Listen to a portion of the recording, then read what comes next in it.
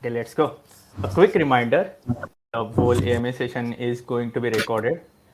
Namaste and welcome everyone to the long-awaited Kabocha's Technical AMA featuring Kabocha's technical steward, Decentration aka Ramsey, and major technical contributors from Rusty Crewmates, Timothy and Nathan. Hi. So, a long story short, back in April, we had the first ever Kabocha AMA featuring Decent Partners, aka Richard, as well as Decentration, aka Ramsey. But at the end moment, we got to know that Ramsey was ill and thus couldn't join the AMA. So, in the same AMA, we kind of announced that we will come up with one more AMA in future, focusing on technical domain of Kabocha, featuring Ramsey. And here we are. So not just with one or two, but featuring three technical contributors to Kabocha. So welcome Ramsey, Timothy, Nathan to the Ageverse AMA panel. Hey, how's it going? Hey. Okay. Let's go through the ways for AMA participation real quick. So everyone listening to the stage will receive invite to join the stage after hearing the introductions from the panelists. So you can ask questions directly to Ramsey or Timothy or Nathan by unmuting yourself. Or if you prefer to ask questions in text format, you can drop your questions in the whiteboard AMA text channel and we will go through them one by one. So let's hear introduction from Rusty Crewmate members first, as we already heard Ramsey's intros several times so far. Yeah. Timothy and Nathan, would you like to share your individual intros along with founding story behind Rusty Crewmates? Sure, I will introduce myself and Rusty Crewmate, and Nathan will be the job for himself. So I'm Timothy. I'm a developer, Substrate developer. I've been developing in Substrate for about 1 year and a half now in different projects. And one thing that shocked me when I entered this community is that there was a huge lack of a Substrate developer, and it was holding the ecosystem behind. So what I decided to do is to create this company, Rusty Crewmate, where we will hire new developers that are familiar with Rust, maybe with blockchain, and teach them Substrate and introduce them to the ecosystem the best we can, and then put them to work on projects. So we did this with multiple people, and Nathan is one of them. So we have been working with projects in the ecosystem such as Subquery, also Ternoa, and of course Edgeware and Kabocha. We also have a repository that maybe you are familiar with it if you are a developer. It's Substrate Tutorials, and it's a bunch of tutorials to start to learn Substrate, because the one provided by the Web3 Foundation are really succinct. It's mainly copy and paste. So in order to form new developers, to train them, I had to come up with some kind of better way to do it. And those are tutorials you can do, and it will really put your hands into Substrate. You will get dirty, Substrate dirty, and you will learn a lot. And it had received a grant from the Web3 Foundation. So we just finished the first milestone last week. And the next one will be to add 6 more exercises that will cover different features of the Substrate framework. So yeah, why are we here? It's because as Edgeware and Kabocha are truly DAOs, they don't really have an in-house developer, and there is a need to rely either on the community or on external people to develop your palette, your runtime, all those kind of things. And it's a really good fit with what we are offering at Rusty Crewmate, which is development power for a project in the Substrate ecosystem.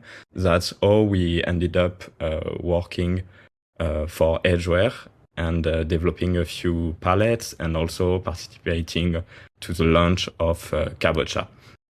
So maybe Nathan, you can give a little bit of insights. Okay, so I'm Nathan. I'm a computer science student, and I was searching for a blockchain job, and I found Rusty Crewmates that accept me. And I did what they do. So they started teaching me Substrate. I became a developer and started my first live project on palettes that will benefit Kabocha.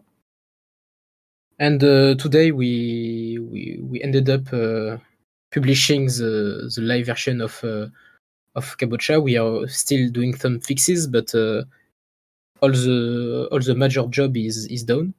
So here I am. He has been working, I think, 4 months. 4 months you have been working? 5. 5 months Yes. at Edgeware?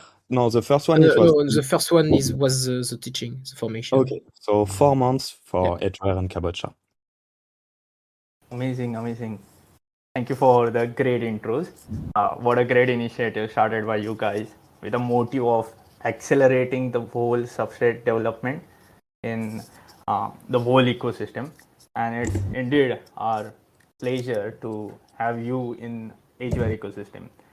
I'm personally definitely looking forward to all 3 ongoing palette developments. Thank you for the introduction. MC, would you like to share when and how you came across Rusty Crewmates? So, anything else you want to share as an intro, maybe, which Edgeware community member don't know already? It's been great. It's been a pleasure to be working with Rusty Crewmates, Timothy, Nathan, and even other guys in the Rusty Crewmates. And yeah, it's been great. It started off with us having a call with the other founder of Rusty Crewmates, who's not on the call right now, but it was we talked. We resonated, basically. We resonated about how we can mainly on sort of grassroots development and how we can build stuff in this ecosystem and sort of more holistic worldviews and things like that. And that was great. That was a great foundation to build upon and to cooperate. And then so we set off with and so like I was talking to Timothy, and they were talking about like sort of their business model, if you will. And the business model was essentially around bounty and working for bounties.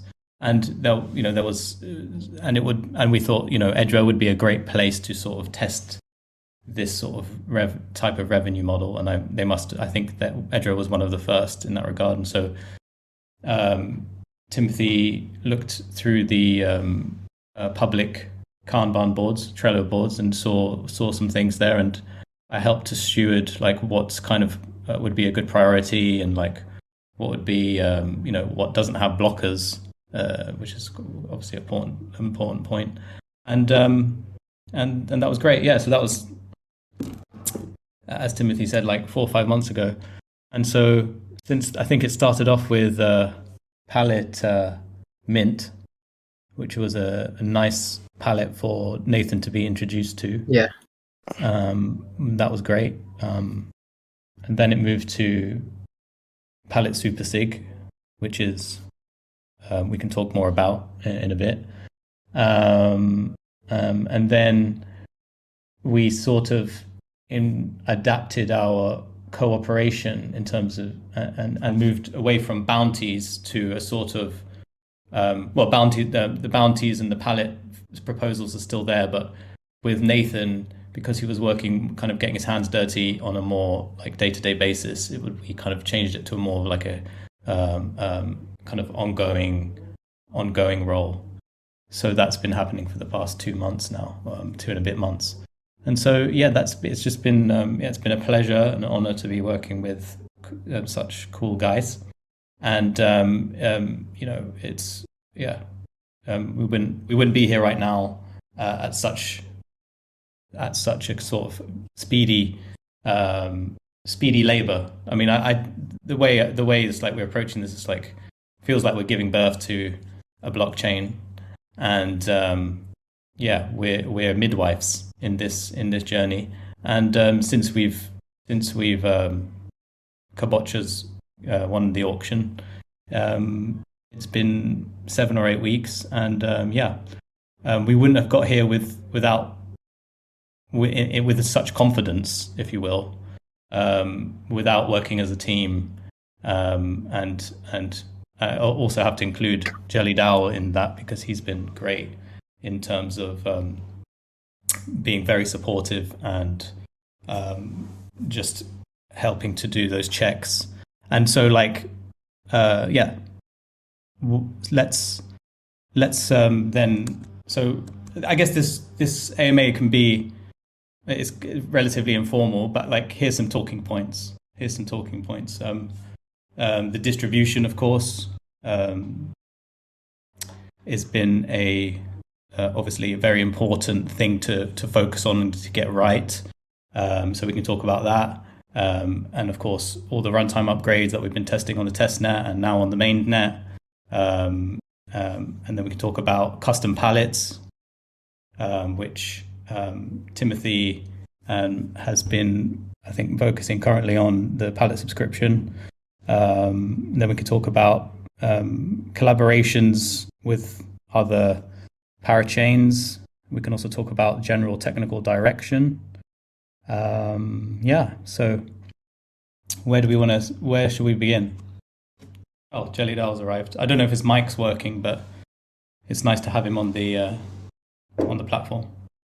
It may not. Oh, it looks like it is. Hey.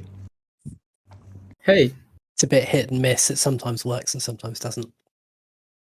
Nice to hear your voice. normally talking on chat. Yeah. I'm not sure I have very much to say. I mean, mostly I've just been kind of auditing stuff to make sure that, we iron out any bugs that are left in the distribution. So it's mostly the other guys' job. Why don't we start there with the elusive 150 million edge? That was a great find by you. So let me give it some background quickly. That Nathan had been working on a script to not just a script, but a custom palette called Palette Relay Scheduler. And essentially what that palette does is focus on accurately unvesting. So basically 70% of Kabocha's balances are going to be unvested. But it was a kind of challenge to unvest at the parachain block number, because parachain block numbers are like all over the shop. You're not going to get accurate 12-second blocks. It's not a Kabocha thing. It's just a current situation with parachains. So the idea was to get relay chain blocks and use those to unvest. And Nathan did that, and also added the capability for the root, i.e. democracy, to be able to change the unvesting block number if needed. So that was great. And so the other component to the distribution was building a script to then fire away all these 16,000 balances from the snapshot, and thereafter doing a check to calculate the total number of balances, total balances of free and reserve balances. And so what was kind of confusing was the fact that Edgeware, which is where basically we got our balances from, had about on the snapshot had roughly 6.9 billion edge in total issuance. But when the balances were when the snapshot was taken from the state of Edgeware at the block number around 12 million, when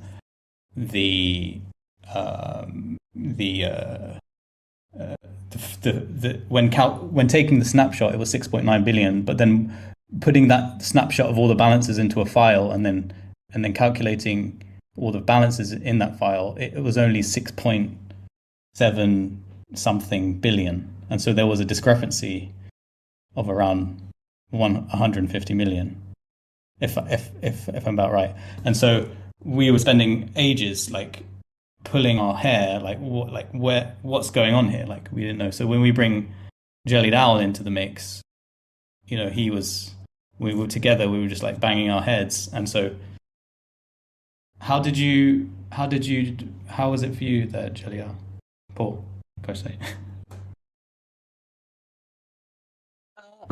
Well, I guess I spent 20 years in engineering, and part of my job has been, you know, sanity checking numbers and making sure that they make sense. So it's become a bit second nature to kind of, you know, get a file and go, right, does the numbers add up? Do they make sense? No, they don't. I wonder why not.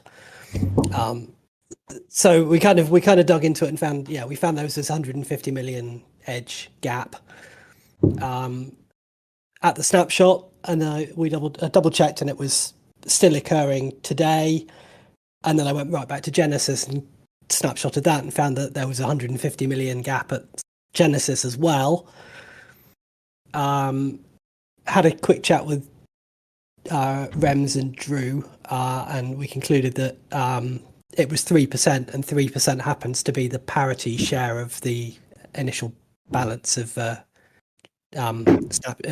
edgeware. So digging a bit more into the Genesis definition, it turned out that the address that had been used for the 150 million 3% contribution to edgeware had also been to parity had also been used for their crowdfund lock drop contribution. So effectively they've been allocated 350 billion for the lock drop and 150 million from the initial distribution as a kind of founder type organization, and the first of those numbers had overwritten the second number, and the process that calculates the Genesis block had blindly summed up all the total balances and ignored the fact that two of them were overwriting each other. So it has always been wrong since the first block of edgeware. Yeah, that was quite a revelation. But we were very glad to get to the bottom of it. That was really, we felt much lighter after that. Yeah, we were wondering if we were going to have to assign 150 million to an arbitrary lost and found account, as we don't know where this is from, but it clearly goes somewhere. But it's good that we found it.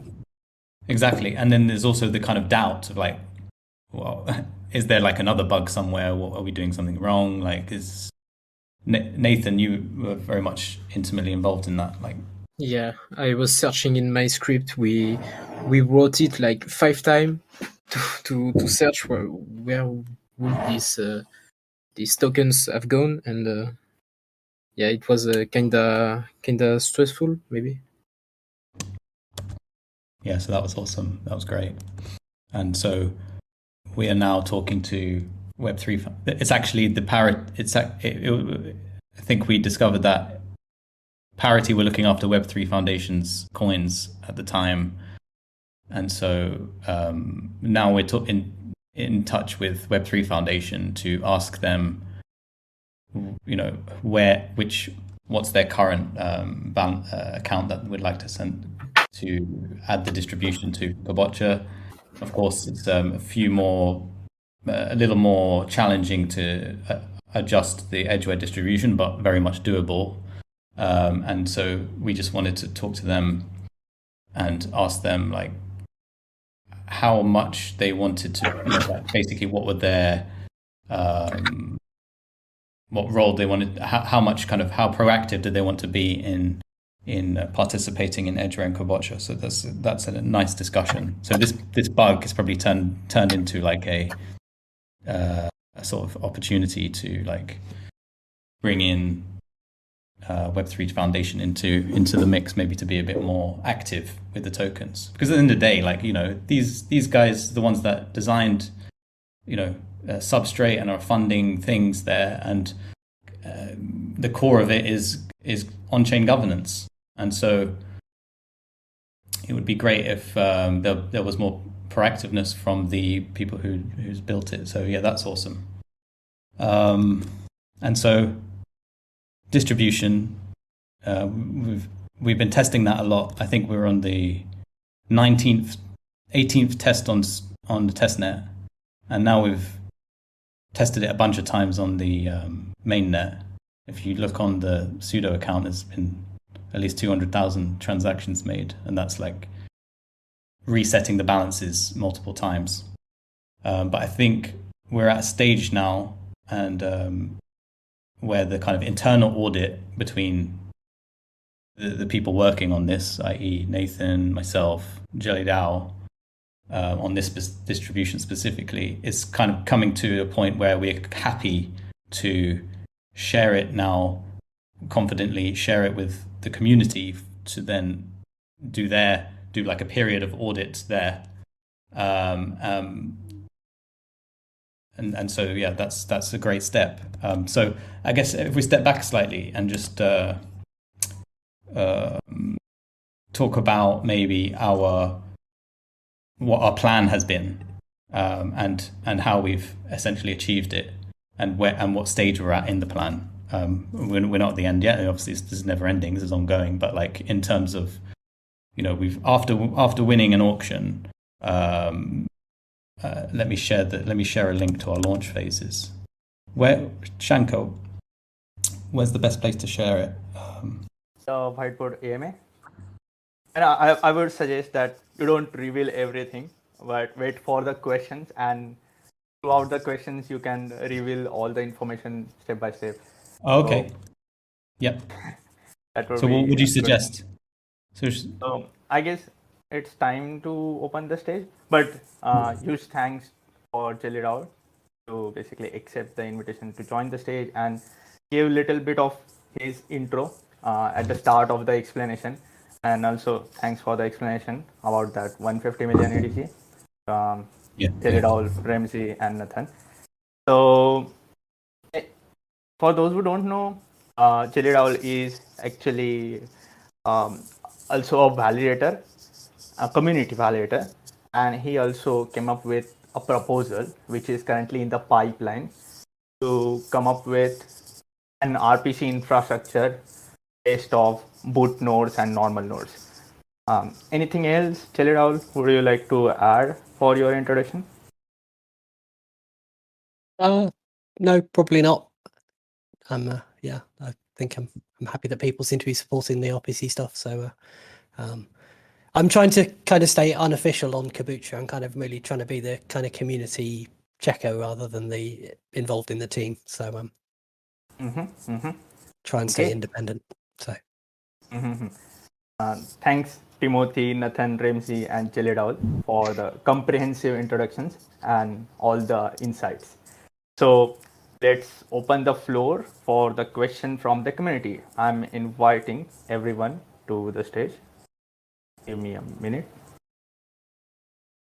Wesley, straight in.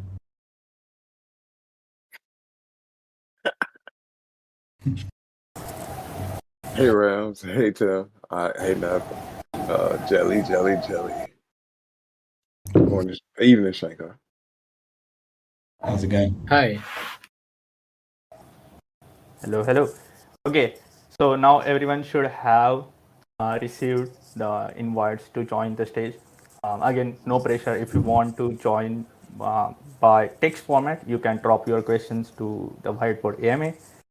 And if you are completely open to basically ask the questions directly, then you are more than welcome to join the stage and ask those questions. Anyone would like to start the AMA with any questions?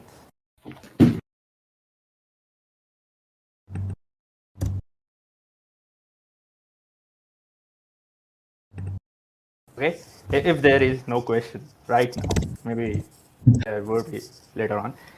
So I can go ahead and drop one question.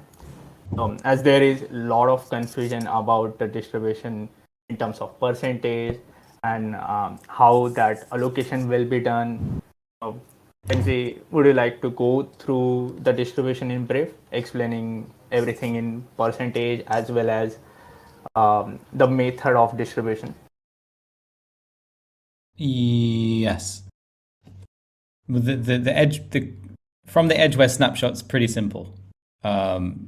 It's exactly the balance you had on the snapshot date, but we're just moving the decimal places by dividing it by 100, just because it's just an arbitrary thing. It could have easily been we wanted the same amount, the same issuance as Edgeware. Edgeware had 6.9 billion. Kabocha could have had 6.9 billion, but we decided to have it in less than in the kind of tens of millions. So we just moved the decimal place. Whatever you had at the time there, you're going to get it in Kabocha, but just with 2 decimal places moved in the left direction, so divided by 100. And so that's simple enough. But that addendum always had to be explained. And then you have the Kusama crowd loan. So whoever's contributed to that will get a proportional share of whatever was the total amount that was contributed to the Kusama, which was 12,644 was contributed to the Kusama, to the Kabocha crowd loan. And so there is 4.9% of the entire Kabocha issuance, initial supply, that is put in a pot and essentially dished out to those holders proportionally, depending on how much they contributed. And so, long story short, you're going to get roughly 270 CAB for every KSM you contributed. And I say roughly because it's like maybe 268. I don't have the number to hand right now. I should probably get it. But we can. So yeah. Maybe let me just quickly get it. Unless anyone has it to hand. Because I tell you what, actually, the reason why I'm not totally sure right now is because of the total issuance number had been updated recently because of the things we found, and Jellydale helped to do that. So I mean, it's a negligible amount. I think before it was 268 CAB you get per KSM, but now it's going to be 267 or something like that. So really, we're talking like small differences. But yeah, we can clarify that after. Is that okay? Yes, sure. Zero asked, what's the total supply of EDG? He might be asking about KAB. So Jellydale replied 6.9033 billion. Okay. Then question 2, he asked how the redenomination will be done after exchange listing or before it. It's probably done at Genesis itself, right? Yeah. So the initial supply is known. Has been known since snapshot date. So we didn't know before because we didn't know exactly how much edge there would be on the snapshot date. But once the snapshot date hit, then we knew exactly how much CAB there was going to be, and there was going to be 69.1-ish million. I don't have the decimal places to hand for you, but yeah. And if you look at the mainnet now, you will find that there is 67.65 million, and that's because we're missing roughly 1.5 million, and we have a few extra in the pseudo, because we're currently in the pseudo phase. We have collators that we've added, like just a small balance to, and we have that in a spreadsheet which we'll share it in the community audit. But once this gets shifted to into the live phase, because currently we're in the pseudo phase, there's a pseudo key. Once that pseudo key gets, once we go through the, we gave it a name. It was like putting the gun to the pseudo's head, and basically basically the community can make a proposal to switch on the balances firstly, because we're not in the live phase. We don't want there to be balances. There's various reasons for that, legal reasons, and also we don't want to mess around with the distribution while we're still counting, making sure everything is accurate. and so what the community can do is they can make it. Once it wants to go into live phase, when the runtime is in the correct order, once the runtime is at a state where it's ready to go into sort of live beta, then the community can make a proposal to switch on the balances and also kill the sudo, essentially burn the sudo account. Yeah. I can't remember what the question was, but yeah. Oh, so he asked about whether the redenomination will be done after exchange listing or before it, and the answer is probably at the genesis, because everything is calculated even prior to the genesis. Sure. Okay. So strictly speaking, it's not Genesis. Genesis happened already. It's the balances are being added post Genesis, but pre official launch. Correct. Yeah. So at Genesis, there was no redenomination done. The genesis of Cab, there was no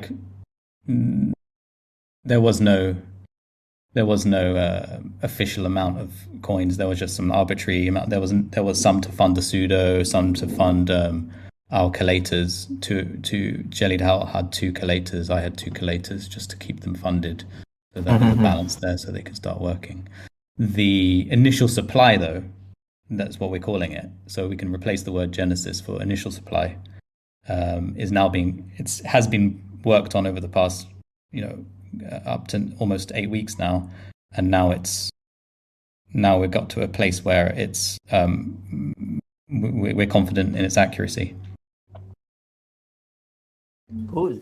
So the proposal to basically launch the balance transfer and kill the sudo will be just one proposal, or it will be two different proposals?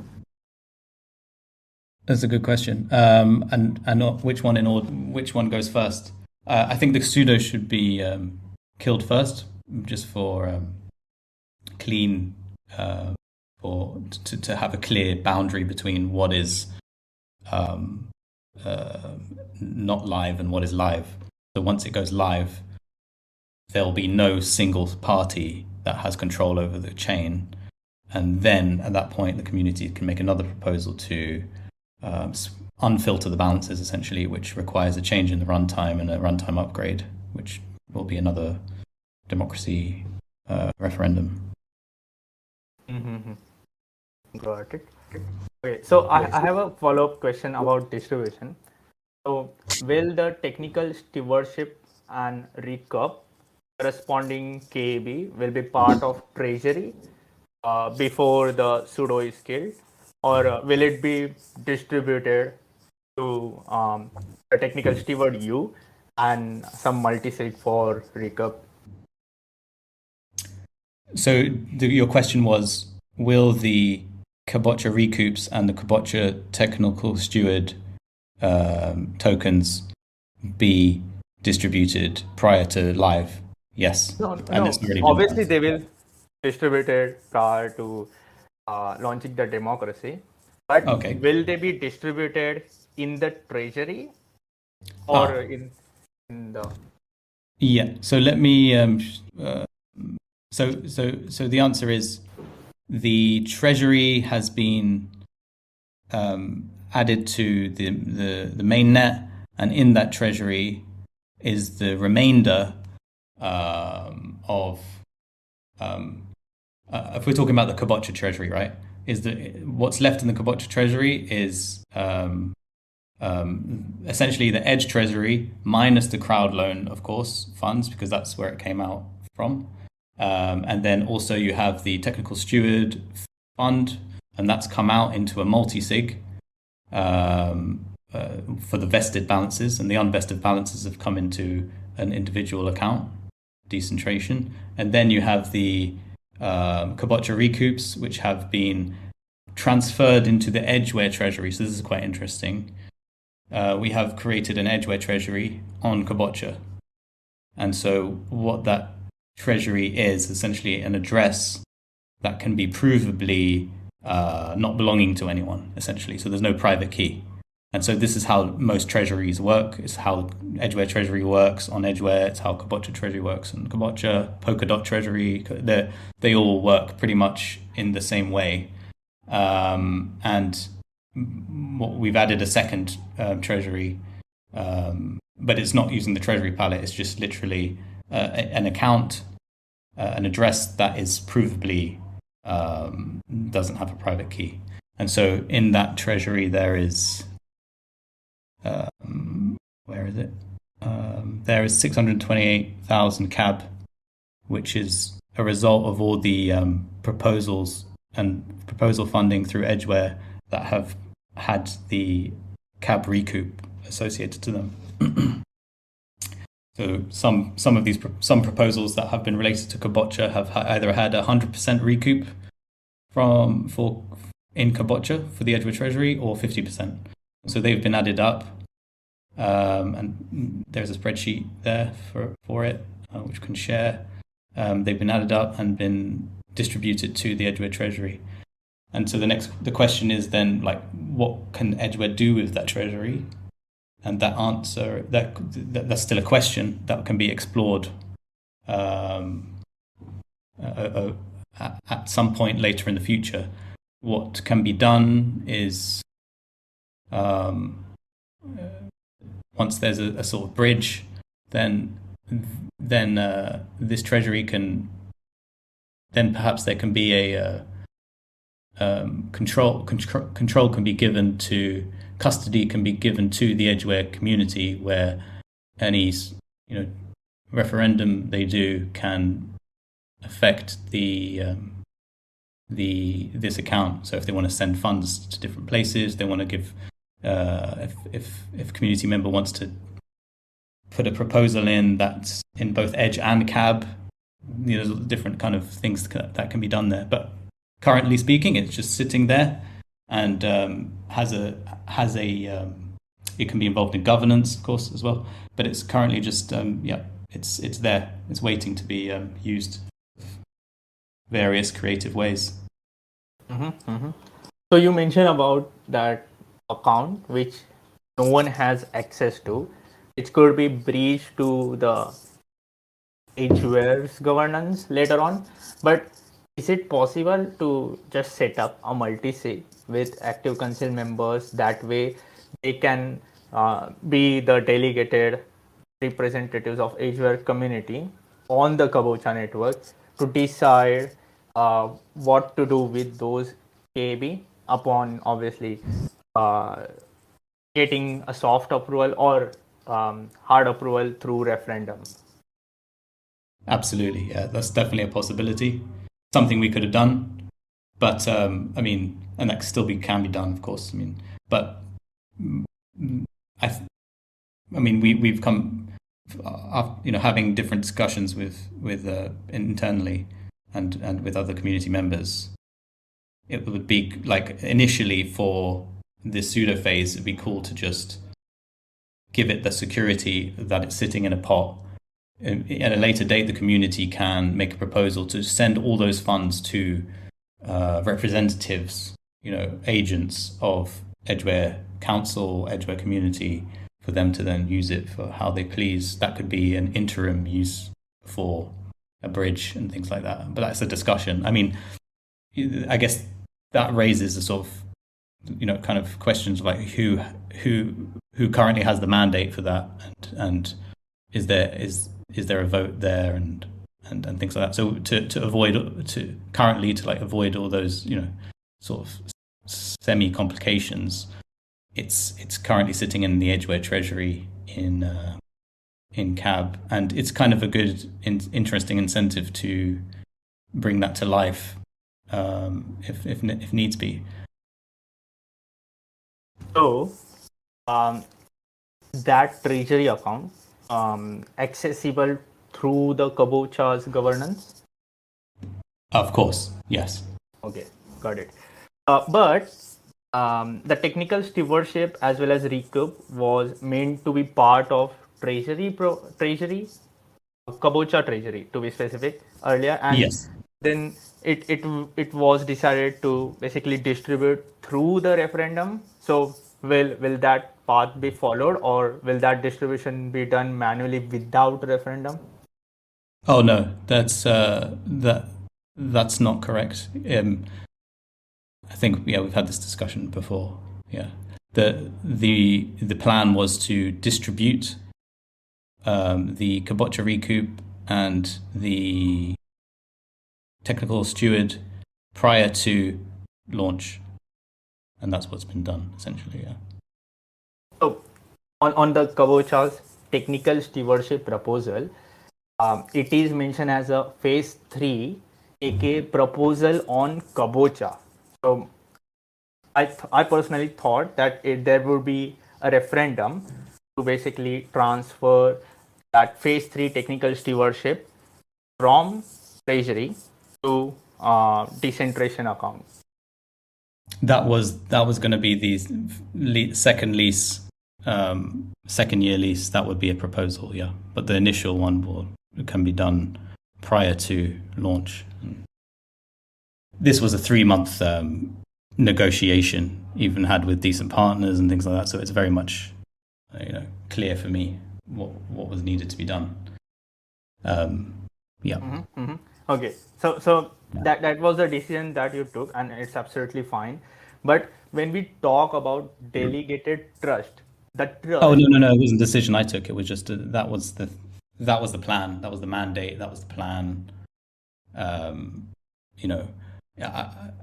Decentration wanted to negotiate to put the 2 years of lease into the initial supply, but Yes. we negotiated to put the first year lease into the initial supply and to do a community proposal for the second lease. So that's the official. So the feedback I received from one of the community member, I won't reveal the name, was that trust goes in both the ways. So if we are trusting in some ways to decentration with sudo keys and with genesis and everything upgrade, so decentration could indirect trust edgeware community with the democracy proposal or referendum for the first year lease after the launch, but it's completely up to you to decide, so no conflict there. Yeah, I'm not really deciding anything. It was just part of the plan. And of course, trust, and currently we're in pseudo phase, so the entire edgeware community is trusting decentration to deliver what was planned. It's up to the community if they want to accept that, and this is where this ongoing corporation dynamic audit conversations is taking place, and so this is why we're here. So the feedback I received from many community members that you are saying that it was a part of plan, but they didn't saw it that way. So anything you would like to clarify to solve that kind of maybe information translation issue? There's very clear there's very clear documentation of this which we can share. We've had this conversation before as well, where there was a misunderstanding from your side of what you thought the cab recoup was going to be, and then I clearly showed you in the documentation that what the plan was and that we're delivering on it. It's not like we're just making decisions in behind closed doors. This is part. The Commonwealth proposal and thread is the channel to create a conversation and a discussion about our planning and decision making, and for there to be feedback. And I think that's the most official channel, of course, Edgeware has, and so this is what there's been. And so it's not a question of decentration can do whatever it decides to do that in its best, what it feels is in Edgeware's best interests, and it's going to make decisions kind of willy-nilly. No, that's not the case. What the case is that every decision we're essentially making, especially in regards to this distribution, has been planned and there can be documentation can be shared about that. So if you have people that want to highlight that as an issue, perhaps they weren't aware of the documentation, it's near impossible to be able to perfectly propagate communications to all parties, all members or people that are involved in Edgeware. So I would like to highlight that when you update any existing thread, not as a comment, it won't notify the other members. And that was not a misunderstanding, but it was clearly not relayed through the all community calls, any of those community calls which are weekly. It was definitely made public through the forum, and it no one knew about it. So that was not a misunderstanding. That's not true. That's not true at all. This is not true. I totally disagree on that. I've been working diligently with community members such as Decent Partners and other community members and the internal team to deliver Kabocha, and working to be as accurate as possible on delivering Kabocha. So if there's a point of contention there, that's fine. But I prefer. I've given my answer, and it can be shown in documentation that we can share in the channel if you wish. But let's. Yes, please. How much more time do you want to spend on this specific question? No further. Well, I have some thoughts, but it's going to kind of maybe take it in a few directions. Hey, Rams, because I also have a few questions, so I don't really know how to start. Because I had a few questions about your denomination, so maybe we can start maybe lighter first. That'd be easier. So just like yeah, I don't like the drama. Continue. Let's not beat around the bush, because this technical AMA is like we're spending I have to leave in 37 minutes, and we're going to spend an hour talking about something that it's very clear and simple. It's very clear and simple. But it seems to be like we're going to spend 30 minutes, picking on something that can be easily kind of understood and easily be. It's something clearly documented. Well, personally, what was your question on that? Well, I mean, about that, I think the issue is deeper, and I kind of wonder things like, going back to the trust thing, why do you not think you have trust here?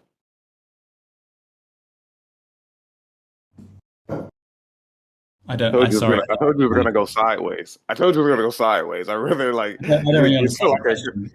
It's the thing is, right. There's based on the response that I'm getting, the tone, or just your verbiage, right? You're always saying contention, and it's a thing of like, wait, where's the contention?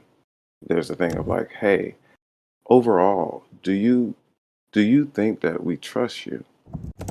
Because we do. Do you think we have your back? Because we do. Do you think that we believe in you? It's become a very strange discussion, and like and directly what I mean. There's so many things to cover. We wanted to cover actually the direction of where Kabocha is going, what we've been working on, where we are now, the steps we're planning in the near future, and our future direction.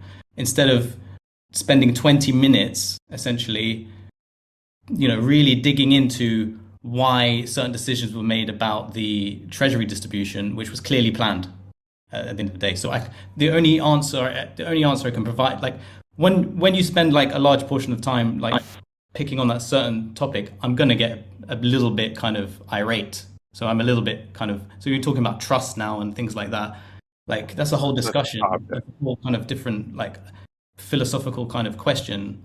When this conversation's being derailed slightly, it's going. No. This conversation's become a little kind of slightly. Let's go on a lambasting attack on kind of why decisions were made that was basically part of the plan.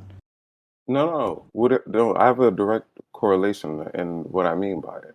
It's and directly relevant. I've got to go in 5 minutes, by the way. So apologies to everyone else who is actually interested in the direction of Kabocha. But carry on. Wait. Are you angry? I thought you said you're leaving in 30. Has anyone got any other interesting questions? Because this specific question has been it's been answered, and it's been 22 minutes since this question was initially asked. If I can see Rich Decent Partners has now arrived, we can talk more about it because he was there, and so I literally spent 3 months negotiating with Decent Partners about technical founder shares and how people who deliver on parachain projects and how they get remunerated and things like that.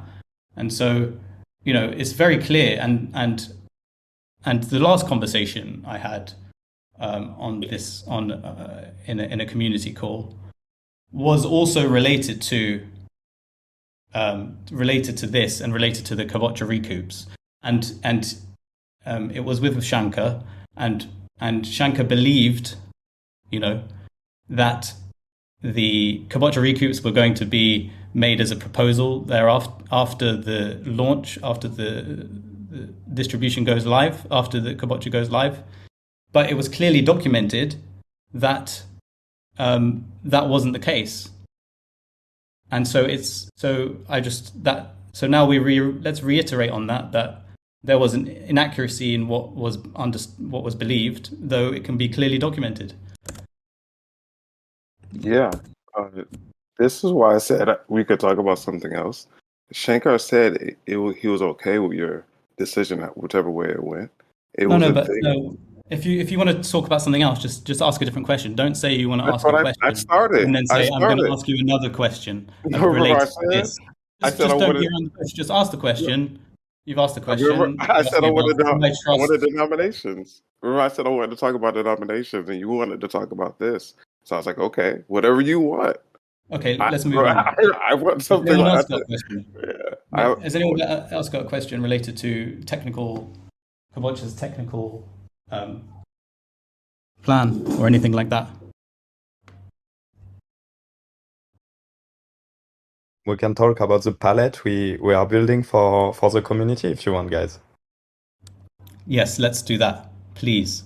So, Timothy, can we talk about which palette do you want to talk about first?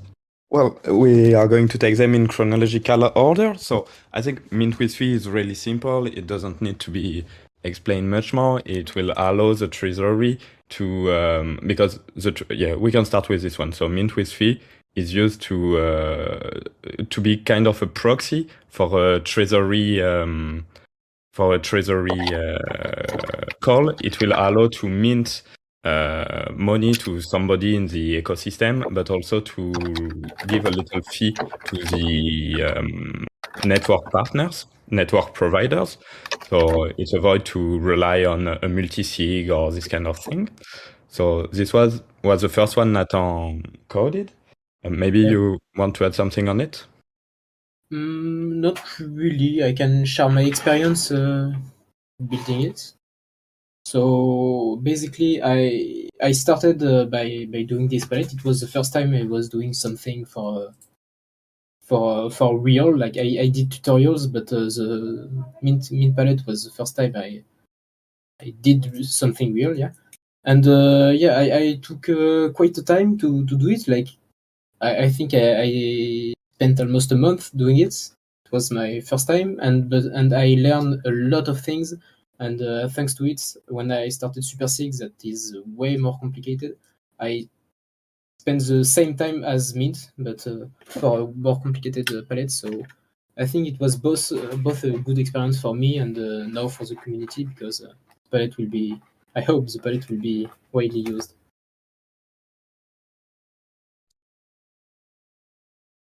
Does the community have a question on this one? Like, is it unclear why it will be useful, maybe? Can I ask a question? Hi, I'm not going to go back onto the previous 22 minutes. I can catch up on the recording. But the Mint palette,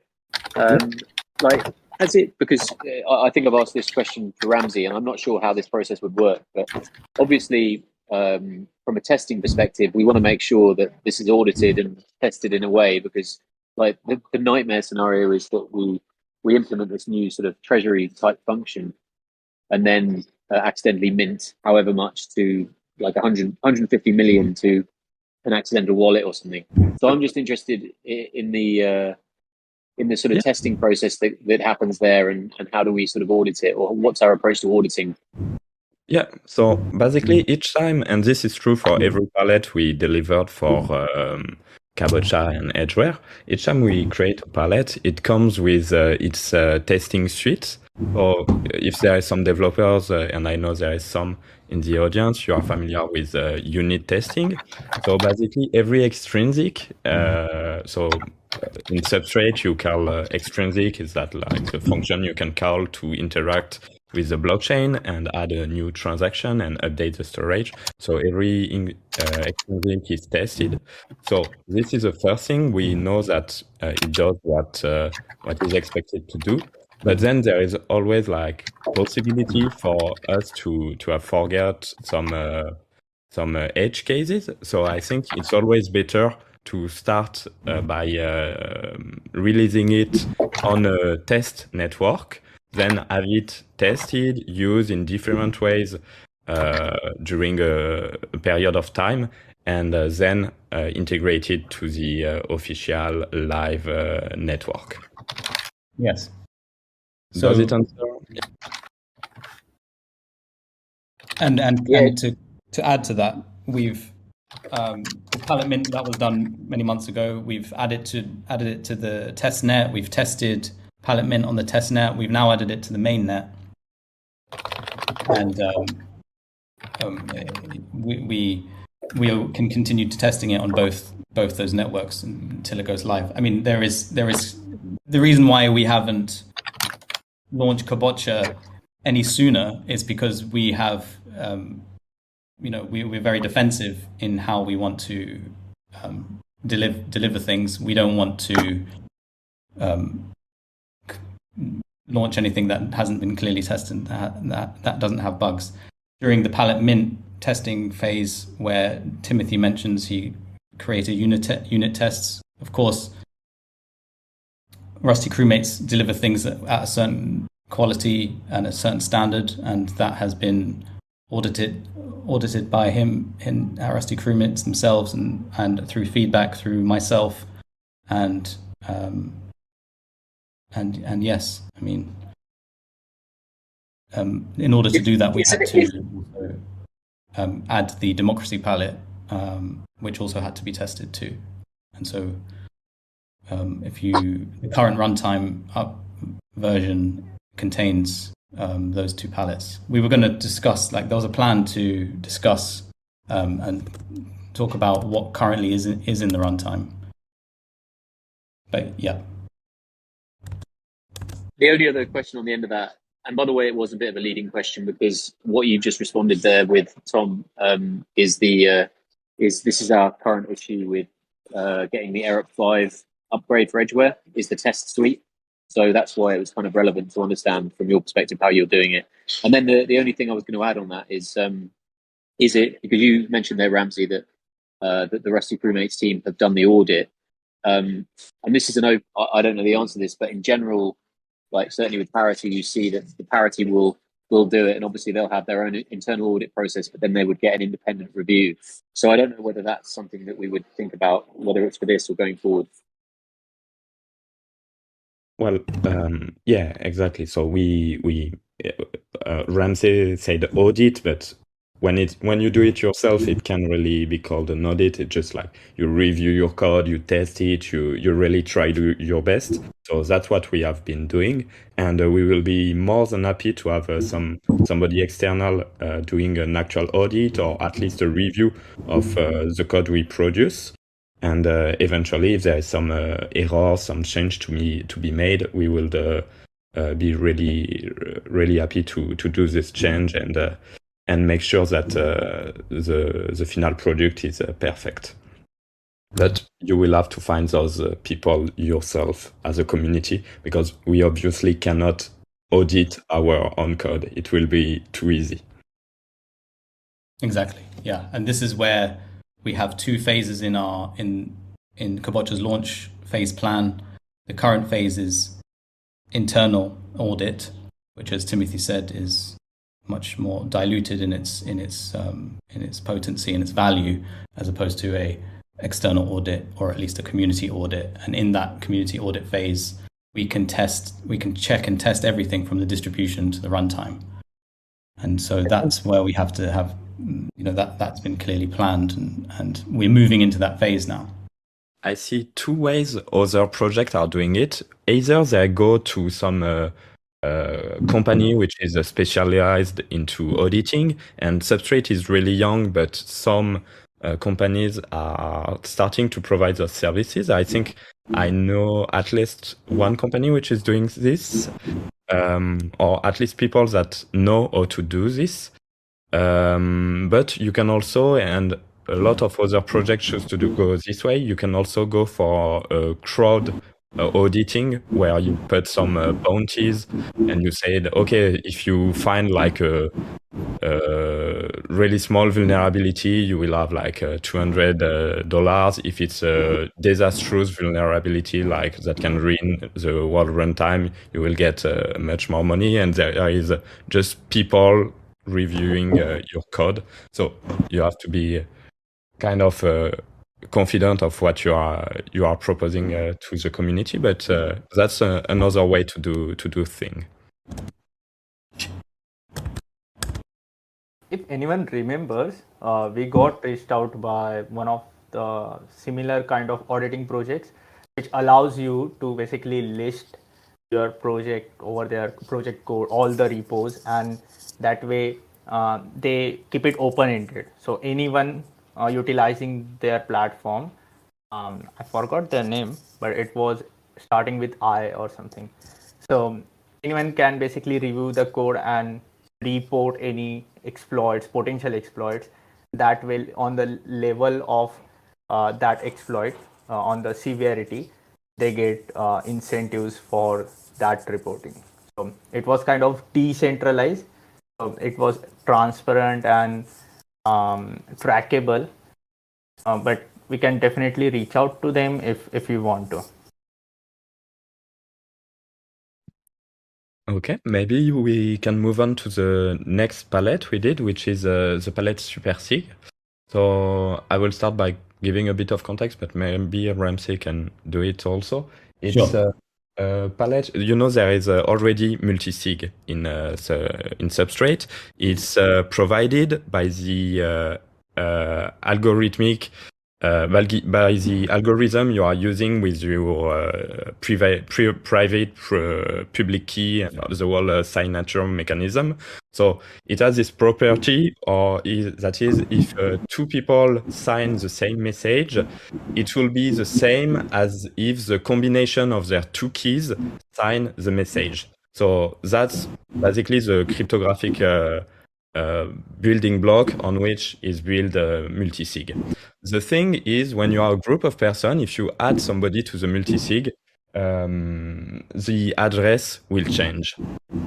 So what we wanted to do is something a bit like the treasury, the palette treasury that is already on your runtime, but there can only be one treasury. So what we want is like infinity of treasury. Like basically anybody here can build a group of people. It will receive a public address, and then they will have like an internal voting mechanism that will allow them not only to send this money, but also to call any extrinsic, any function that is available on the runtime. So basically it will allow a group of people to behave as if they were like one regular account and do everything another account can do. But they can also add and remove people from this account as will, and they can also decide to put like a threshold. Basically, if they can say, okay, only 2 votes are required, but we are 3 people, but only 2 are required, and this can evolve. It can upgrade itself by signing a new extrinsic through this SuperSig. I can also add that we have a master user. So when you're creating a supersig, you can choose either a basic threshold or a master user.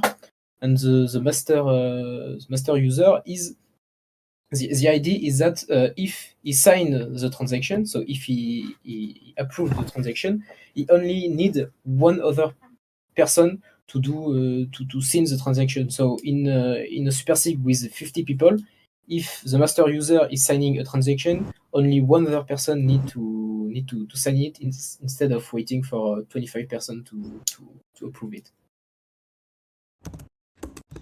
Yes. And in summary, what's the check on that? Is there a sort of, because that's quite obviously it's almost like having a pseudo key. Like is there a sort of mediating aspect to it? In summary, to summarize what Timothy and Nathan were saying in the simplest terms I can put is that supersig is like a multisig but with superpowers. Multisig, you can't add or remove people from the multisig. Of course, once you create it, it's there, it's done. There's a fixed amount of people, and there's also a fixed threshold. So it's like 3 people, and usually like two out of 3 threshold, and that's multisig. But with supersig, you can add and remove people. So you can start with 3 people, and then you can eventually there could be 20 people. And instead of there being a fixed threshold, there's a simple majority. So it's the default setting is a 51% majority to put to basically submit a call and get it voted by the members of the supersig for then the call to be executed. And then, as Nathan said, the master user, you can assign different multisigs have different use cases. The main use case is probably where funds are owned by one person, but then it's used for security for other people to sign those transactions. So for that use case, the supersig has this master user setting, which is optional. There is not like they don't have to be a master user on each supersig, but yes, for some use case, it's really useful. Exactly, it's an option for then, for example, if there's a supersig with 10 people and there's one person with the master setting, then if they're involved in that transaction, basically their votes equate to 50% of the entire vote. So only one other person needs to vote in order for that call to be executed. If that person is not involved in the transaction, then there needs to be a simple majority or a super majority. I think simple majority. So 6 people have to vote it for it to be executed. So yeah, that's really it's exciting because this milestone is near complete. All milestones are near complete. There needs to be some front end work done to it, but it's included into the runtime. Yeah, is there a thought? Sorry, very quickly, just on that point about the master key. Is there a sort of oversight?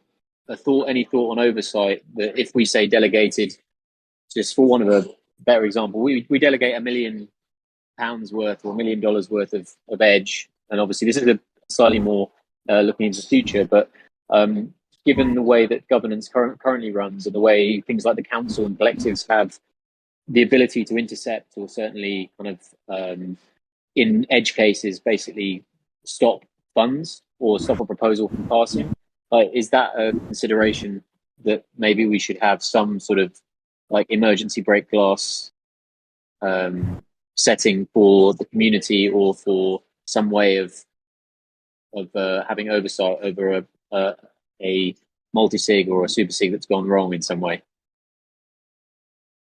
So for the community to interfere into a supersig doing, that's the question. It seems to be quite a general question of like, is there oversight or is there the ability for the root of the blockchain run by the community to be able to essentially change the balances or do something? And the answer is yes, of course. Like, Kabocha is on-chain governed, so therefore you can change anything through a community referendum, essentially. You are still omnipotent. You can change any state of the storage, I believe, or at least call any extrinsic possible. So yeah, you can still you still have this safety net, and like multisig are not different than other addresses. That's great. Yeah. It was more. It was just interested in the way you'd been sort of wiring it up. I didn't know whether it was more, given the sort of extrinsic calls, like whether it was more independent and there was no way of doing it. But anyway, as you say, it's like there is obviously the ability to call a referendum and roll back the chain or like do anything. So, yeah. Is your concern related to if there's something goes wrong with the palette? It's more like, well, it was inspired by the fact that, just for example, you have 25 people who become members of a super sig, and hopefully the idea in the long term is that we're obviously not committing like $1,000 to 25 people. You'd hope it would be $250,000 or 2.5 million. And so obviously, like, that's great in one way, and you imagine the best case scenario of this waterfalling and decisions being made quickly and all the positive sides.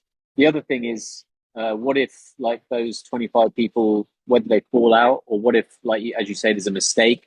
What if there's what if the person who has effectively the super majority or the ability to call 50% of the members, if there's collusion, like if we start committing 2.5 million, like it's just thinking through the kind of the edge cases of kind of what happens if things didn't go as planned with delegating a large amount of money to a team. Yeah, I think that's just. I mean, that's a general question, sort of outside of supersig. You can ask the same question about multisig. There's no difference between multisig and supersig in that regard. The only difference is, other than the features being slightly different, is that supersig is much less tested in the wild, and so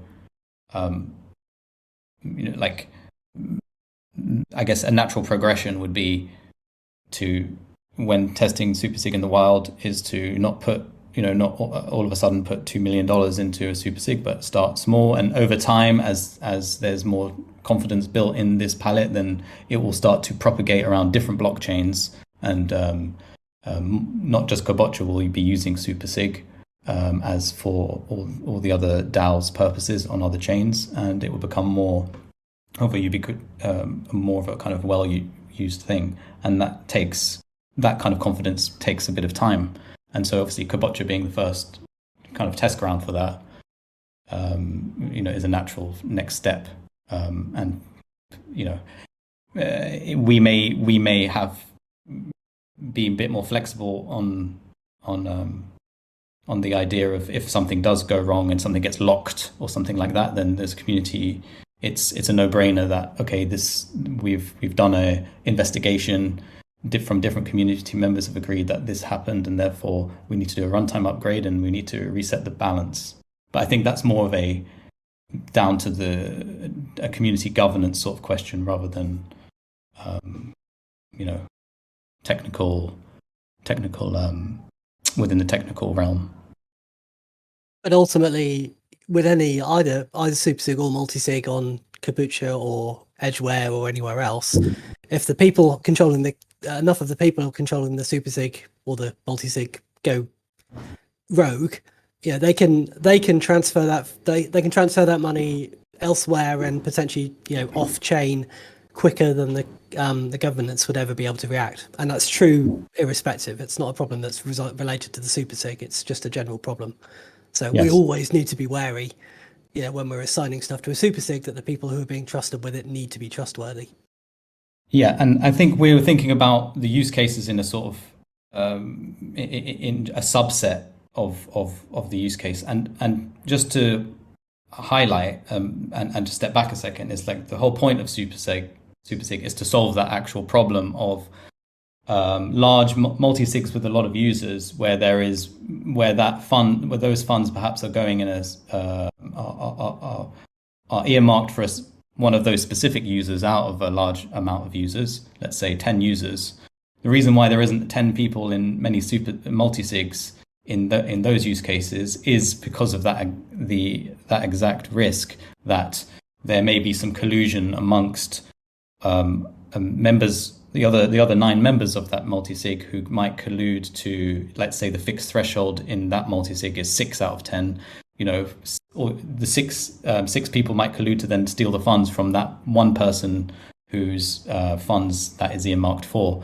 So the point of supersig, and for there to be, you can design your supersig to be a supersig that has a master user, which is, if those funds are earmarked to you, it doesn't matter how many people are in that supersig, you only need 2 people, yourself and one other person, to sign that transaction for it to come to you. But you still need a supermajority, I think, is in those settings, or at least you still need 51% of people. So you need a large amount of people to collude in order to do that, which is much more challenging.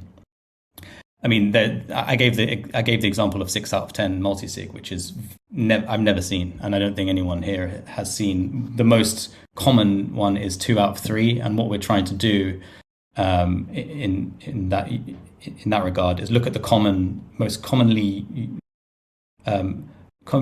used way supersig is used, and see how we can make it better and add features for those use cases.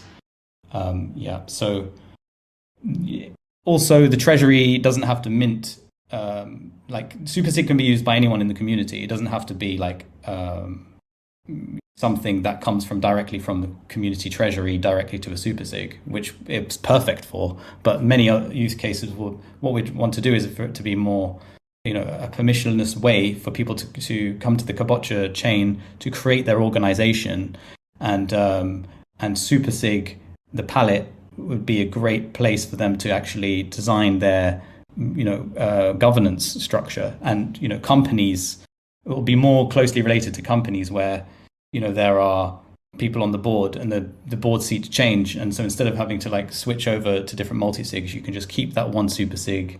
It's got its name. It's a decentralized organization. It's a DAO, and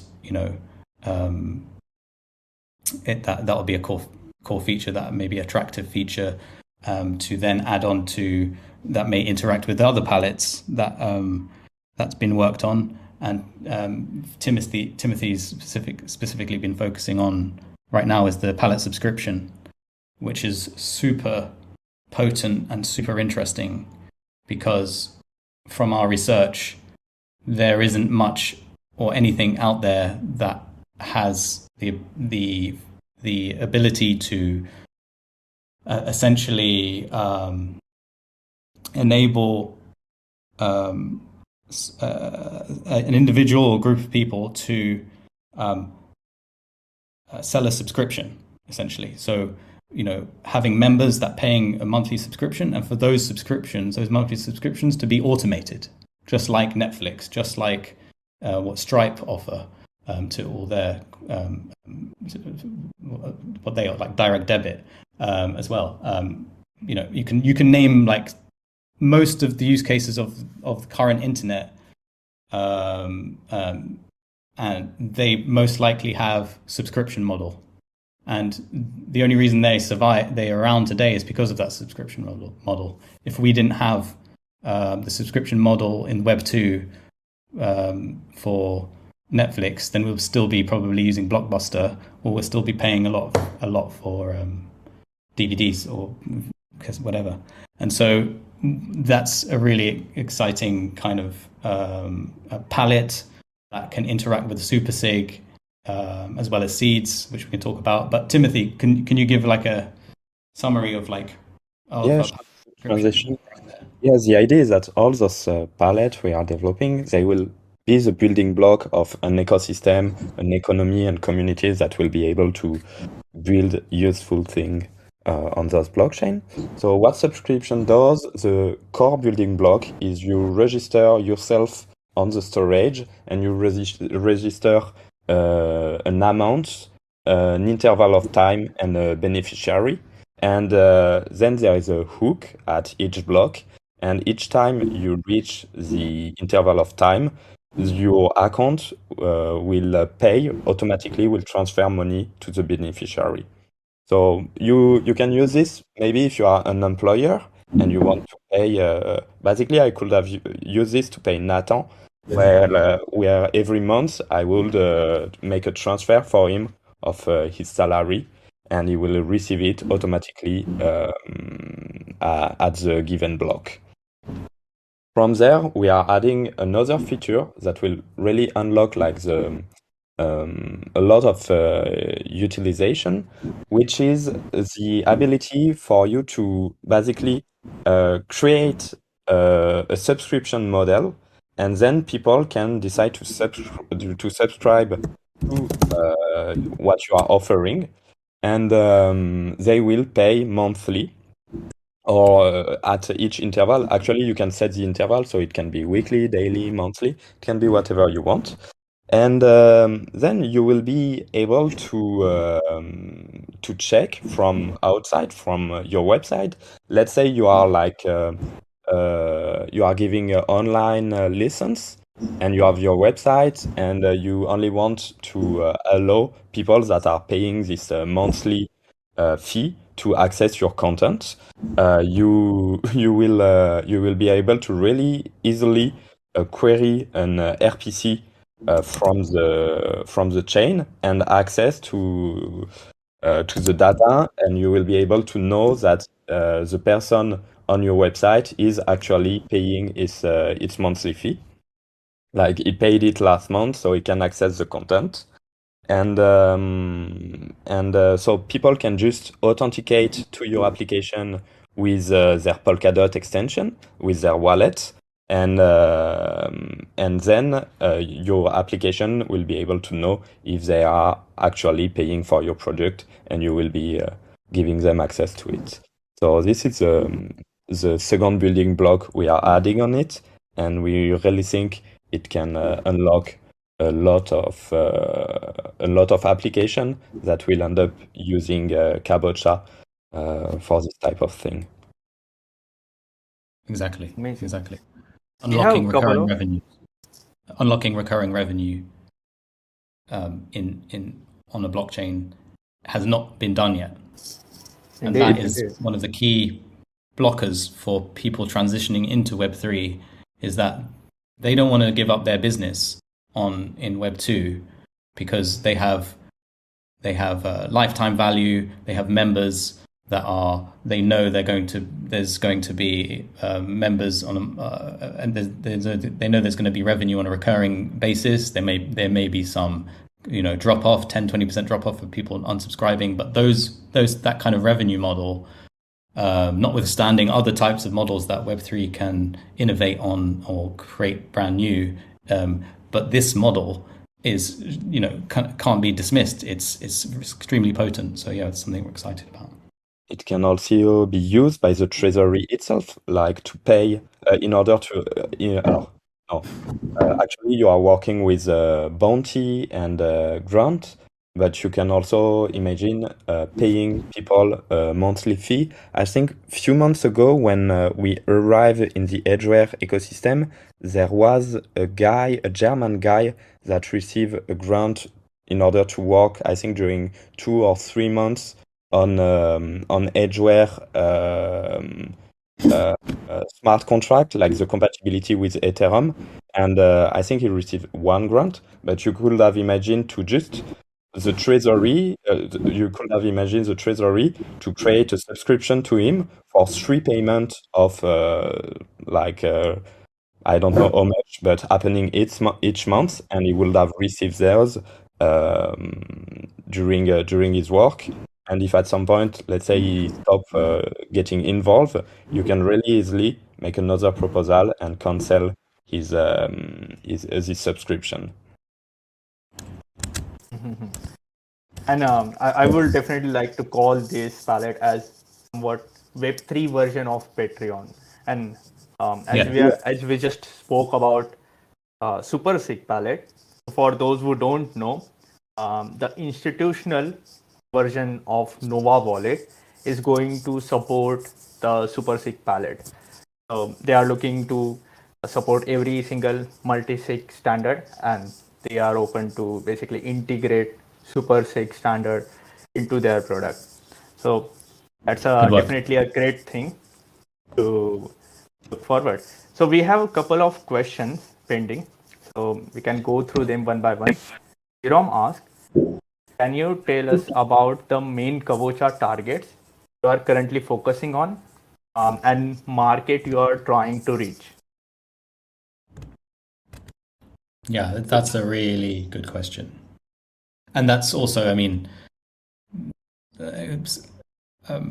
outside of not just part of the technical direction of Kabocha, but, it's a conversation that, was in the initial Kabocha AMA where Rich mentioned. But I guess from the way I look at it is we're creating these core features in Kabocha. We're taking the multi-chain minimalist approach or multi-chain essentialist approach as we proposed in our initial proposal, and that is distilling everything down to like core components and building multivalent tools that enable various possibilities and for it to be leveraged. And so the question is then like, okay, so how do we approach the types of people, the types of use cases, the types of markets? And so, like, I guess you could split it into two categories. One more like internal, like what kind of the way we approach product design and product development is looking at like what are our current needs and how do we build tools to make those things better. And so that's the sort of internal approach, and then there's the sort of external approaches, like how can we grow this community? What kind of people are going to be in this community? And so we focus kind of on, and we've done a lot of work on this in Kabocha's. In Edgeware's pregnancy of Kabocha, if you will. After the conception of Kabocha, there was a period of time where Kabocha was in the belly of Edgeware and being worked on, and what the main thing was being worked on there was our values. And our values are centered around multi-chain essentialism and grassroots development, and of course, most importantly, sovereignty and self-sovereignty. So, and when we talk to people, for example, myself and Rich, a couple of weeks ago, we went on Polkadot Relayers, and we were on the panel of the opening talk there. And Polkadot Relayers was about up and coming like founders and projects that were coming into the Polkadot ecosystem. And essentially, what we were talking about was how to approach building stuff in this ecosystem. And so, the main thing there was like, focus on why, the principle of why you're doing things, and communicate that to other people and resonate with the people that resonates with. And that's kind of been our approach. I'm kind of, weaving around this question, but I think I don't want to give and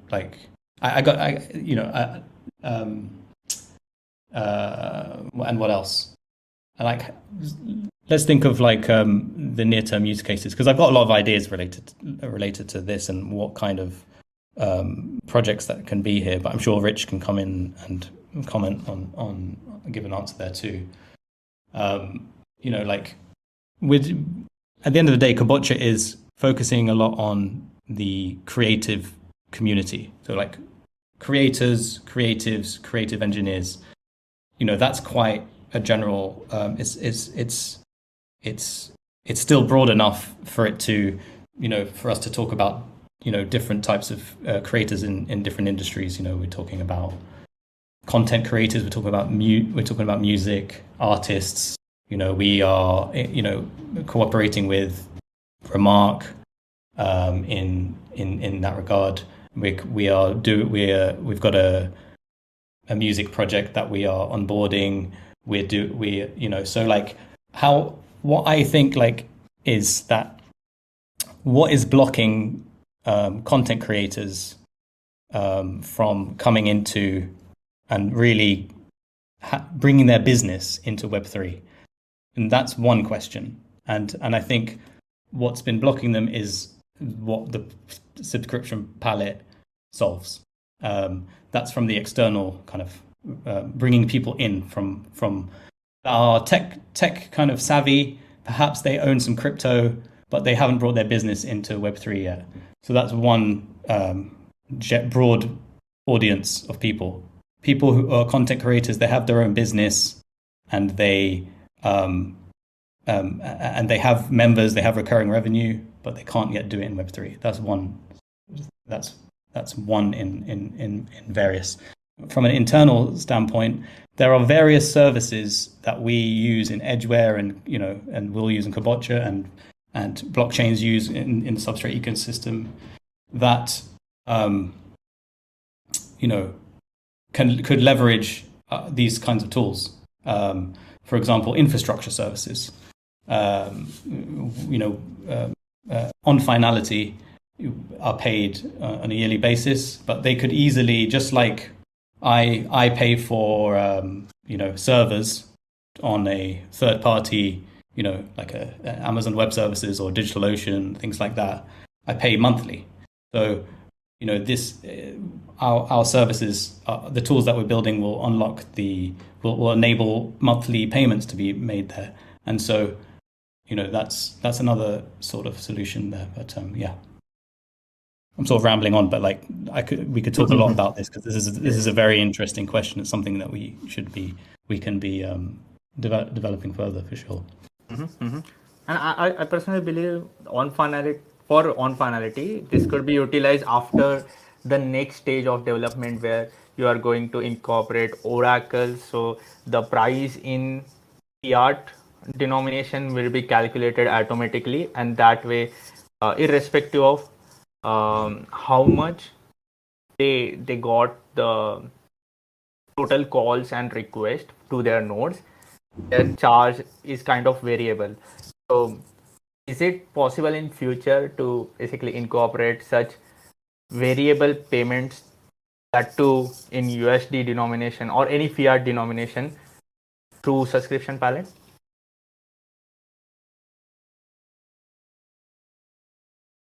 Did you understand that question to me? Yeah, sure. So right now it's not the case, but I think it's possible to, right now it's just making transfer of one specific asset, which is the asset of the runtime, but we can, I think, pretty easily make it possible to spend other currency, which will be like wrapped USD. I think that's what you are referring to. So if you have a smart contract that allow you to have a wrapped USD or wrapped wrapped DOT on chain, it will be possible to do this transfer. I also know that there have been some improvement on the substrate side to support multi-currency chain with multi-currency payment. So yes, it's definitely thinkable. I don't know about the specific implementation it will require right now, but this is a way. But maybe what you were referring to is payments in CAB, but of a value decided by an oracle. Is that it? Because irrespective of whether the payment are done in CAB or EDG, those prices are likely to change over the time. So that way, the recipient should receive different values. Well, sure. Yeah, so it's also possible as long as your runtime embed kind of a price oracle, and we know where it is, there is a palette that allow us to query it, and I think there is already many that have been developed, so you can probably use one that is already outside and incorporate it into your runtime. We will be able to directly connect to this palette, do queries to this palette, so do queries to the oracle, and get the correct price at the time of the transfer. So it will require like some improvement on the palette, but it's totally something we can do once we have the oracles. Yes, and initially, of course, I mean that adds a layer of complexity, and what we wanted to do is the approach we take is to do the simple things first and the minimal viable things. And the minimal viable thing is for it to be priced in CAB. Of course, that could be done better because if people want to be paid $29.99 in their local currency, then we want to be supporting that.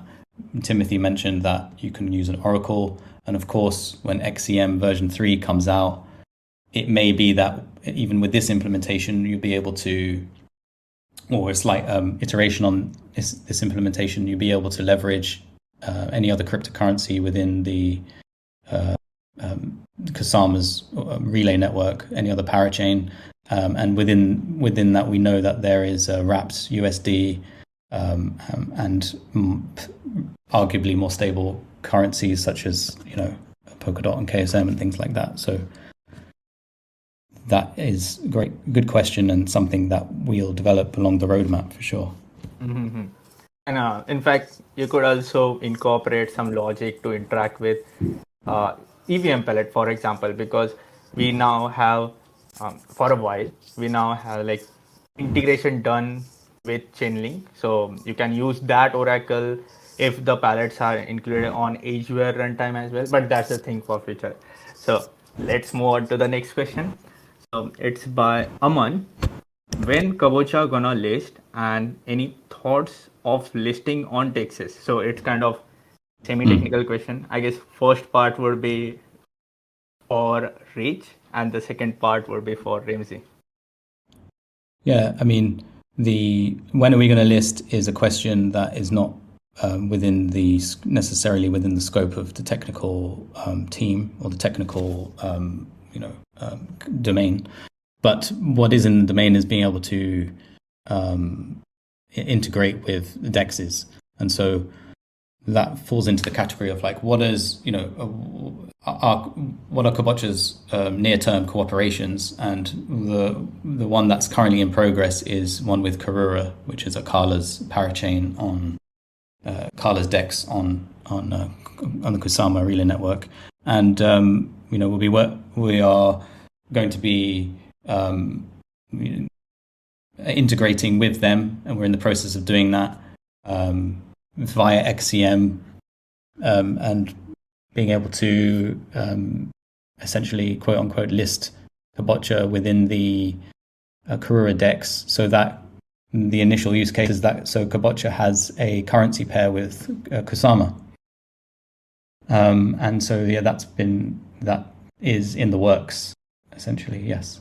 And regarding, Rich can maybe touch upon that now, or maybe on another time, how we list on centralized exchanges and things like that.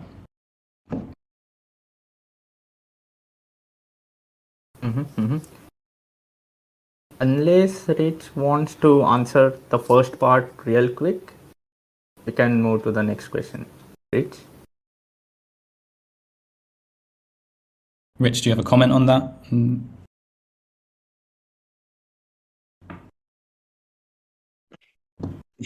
I think we can go to the next one. So Onlyjit asked, if we are going with SuperSig, so who's gonna be the one with master rights? Say that again, sorry. So if we are going with SuperSig, so who is gonna be the one with master rights? Well, so we answered this question on the chat, I think. So basically, anyone can create a supersig. Anyone, and the one who creates the supersig can choose if they want a master model, so with a master user, or if they want a majority model, so without any master. And the one creating the supersig can choose who's gonna be the master. So usually they will choose themselves, but you can choose anyone. And so there is no one master for every supersig or anything. So if it's really up to the one who's creating the Actually, supersig. it can evolve. You can create a super sig without any any master member, and then add a new user or give the master role to a user which is already there. But you have to do it through voting. So you will vote this at the majority level you choose beforehand, and later on you can also remove the master account from the supersig if the majority vote for this proposal. So it's really something which is evolving with the community and it. Yes. Got it. So he also asked, what thing we can achieve in next 2 months? What things Great we can question. achieve in next 2 months? In the next 2 months, the things that are within let's have a look at the launch phases. So currently we are in the pseudo phase, which means we are in the testing phase. We are making sure the distribution is correct, and we've got towards the end of that process now. We're making sure that the runtime is in a minimal viable state so that it's able to be launched in a live beta setting. And we'll get to the point within hopefully, depending on the community audit and when the community desires, to take the chain into a live launched setting. And regarding how it gets listed and things like that, those things are out of our control. They're more in the community members' control and perhaps other outside of the technical domain. But we want to be able to make sure within the next 2 months that people can actually use the blockchain for something other than just holding a token, essentially. So that's a key goal for us, and that's a key goal that we want to enable for the community. There's a few things that aren't in the runtime currently that will be on perhaps in the next few upgrades. And just to let you know that the chain has been upgraded at least 4 times on the mainnet, and that's over the past 8 weeks. That's once every 2 weeks. And so the first upgrade we did was just a couple of weeks ago. So we've literally done multiple upgrades in the past 2 weeks. So this is a dynamic and evolving process. And thankfully there's no blockers for us to do that. And that's really quite refreshing. And we're glad that we have a sort of starting framework that is in coherence with the current substrate releases. So the current release of Kabocha is the most up to date version, the most up to date release for a substrate core components of a parachain. That's awesome. And yeah, essentially within we have lots that could be evolving over the next 2 months. So you can guarantee that things will be moving and things will be growing and changing over the next 2 months. And hopefully, because hopefully the community take the chain live within the next 2 months as well. So that's the main goal for us, and we just want to get that done as fast as not in a rush, but in the most in tempo, essentially. And on average, if you look at the other parachains, they've taken more than 8 weeks to get things launched. So we're happy, given our limited resources and the number of people working on the project, that we can deliver it on average to be one of the quickest. I have a follow-up question. So I heard you even before that you mentioned that Kabocha will be the fastest parachain. So would you like to explain fastest parachain in which technical context? I think I made a comment that Kabocha will be one of the fastest parachains to go from locked balances to where it is. Currently Kabocha has balances filtered and locked to then be live. There's many parachains, and there's this cross-chain group that I'm on. Rich is also on it, called Poker House, and there's a lot of people complaining that parachains aren't launching going live essentially after they've won an auction for much longer than they promised. And so we don't plan to be those to take that strategy. And I think some of the reasons are not just technical, but also related to the market conditions and things like that. But we're not taking that approach, and we don't want to, at least at the end of the day, we don't want to provide a technical blocker to launching the chain essentially. I can't guarantee we're the fastest, and those statements don't really matter anyway, even if we are the fastest or not. But the point we're trying to make is that we're moving in tempo. Things are moving, things are evolving dynamically, which is awesome and quite exciting that we're able to iterate at such a speed. You really get a sense of the potency of making runtime upgrades on a substrate framework, something that we've been yearning for in Edgeware for a while. But obviously there are technical complexities in Edgeware which has blocked Edgeware from making a runtime upgrade for quite some time. But thankfully with Kabocha we don't have that, so we're grateful. Okay, so let's move on to the next question by Aman. What are the competitive advantages of Kabocha? Yeah, good question. Competitive advantages. Firstly, what we're doing is very novel. Edgeware has given birth to a new chain. That's something very, very, that requires a different way of thinking and a different approach, and we're doing that. And that's what comes out of Edgeware. That's part of Edgeware's values: grassroots, distributed, not like the typical model of VC backing. So we're coming at a different angle, and the different angle and the different approach, that's a competitive advantage in my opinion. And secondly, we're building things that other projects don't have necessarily. So in terms of the tools we're building, that's novel. Like, for example, pallet subscription. If you want to talk in an NFT verbiage, imagine being able to launch an NFT project where the NFTs have to be paid for on a monthly basis. If you don't pay for them, then you lose the NFT. That's something within the NFT space that's completely new.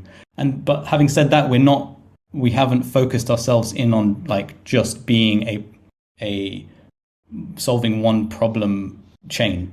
Like we've taken a much more holistic approach to how we do things. So therefore, we are building a community of resonant people who have a innovative and creative approach. They're made up of founders. They're made up of skilled practitioners that will be collaborating and building their stuff on Web3. So our values of grassroots development and sovereignty and multi-chain essentialism are a nice mix, and it seems to be resonating with people that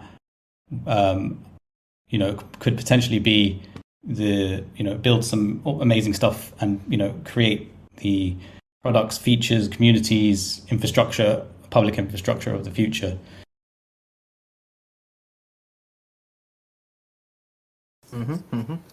Aman also asked, what would be Kabocha's most similar contender in market today in terms of scalability, security, features, and adaptability? Can you direct me to where that question is on the whiteboard AMA? Is that up? Yes. Can you see the question 2 and question 3 by Aman? The question 3 by Aman is what we are talking about right now. Okay. What would be your project? What would most similar contender in the market today in terms of scalability, security, features, and adaptability? So what's the most similar project essentially to Kabocha? So, I mean, the way I would approach that question is what kind of other projects would align with our values and we can collaborate with? And there are a few in our close, in our orbit. There's Remark. They've done a great job with creating, enabling NFT functionality within the Substrate ecosystem that's does much more than other, than NFT smart contracts and other chains and EVM chains. So that's, we have a relationship with them, and we would like to, build stuff with them together. Kilt would like to leverage some of their validity for our seeds, which is something we haven't spoken about, and that's really exciting, centered around identity. But I mean, I guess I am not really properly answering your question. But to be honest, yeah, I mean, perhaps it's just from my point of view, we're not looking for ways to compare ourselves. We're looking for ways to create difference, and security wise, we have guaranteed the security of Kusama relay chain, so that's awesome. Like we're very similar to all the other parachains in Kusama, so that's in regard to security. Scalability, we're able to scale within reason. There's nothing stopping us. We've already launched with a whole wide distribution. We can launch. We can build out infrastructure. Community members like Jellied Owl, can create nodes and RPC nodes and archive nodes and infrastructure like that, and that can be, there's not much of a cap in regard to that. In terms of collators, though, and it's not a Kabocha thing, collators, though, because collators collators are essentially the what Edgeware has validators, but parachains don't have validators. The parachains use the relay chains validators.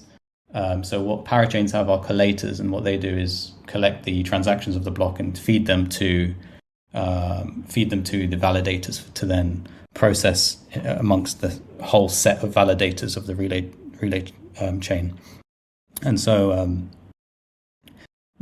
actually we don't need too many of those collators, and actually affects performance once you do too much. So I think we'll be optimizing for like 15 to 25 collators, but within that we'll have the ability to delegate. So Edgeware has nominating of and staking, so like nominating validators, but in parachains you can delegate essentially to collators. So the verbiage we use is delegated proof of stake, essentially. So delegating to collators, and we'll be leveraging Kilt's. They built a very nice, simple, limited delegated proof of stake palette that we're going to leverage so that people can delegate to collators.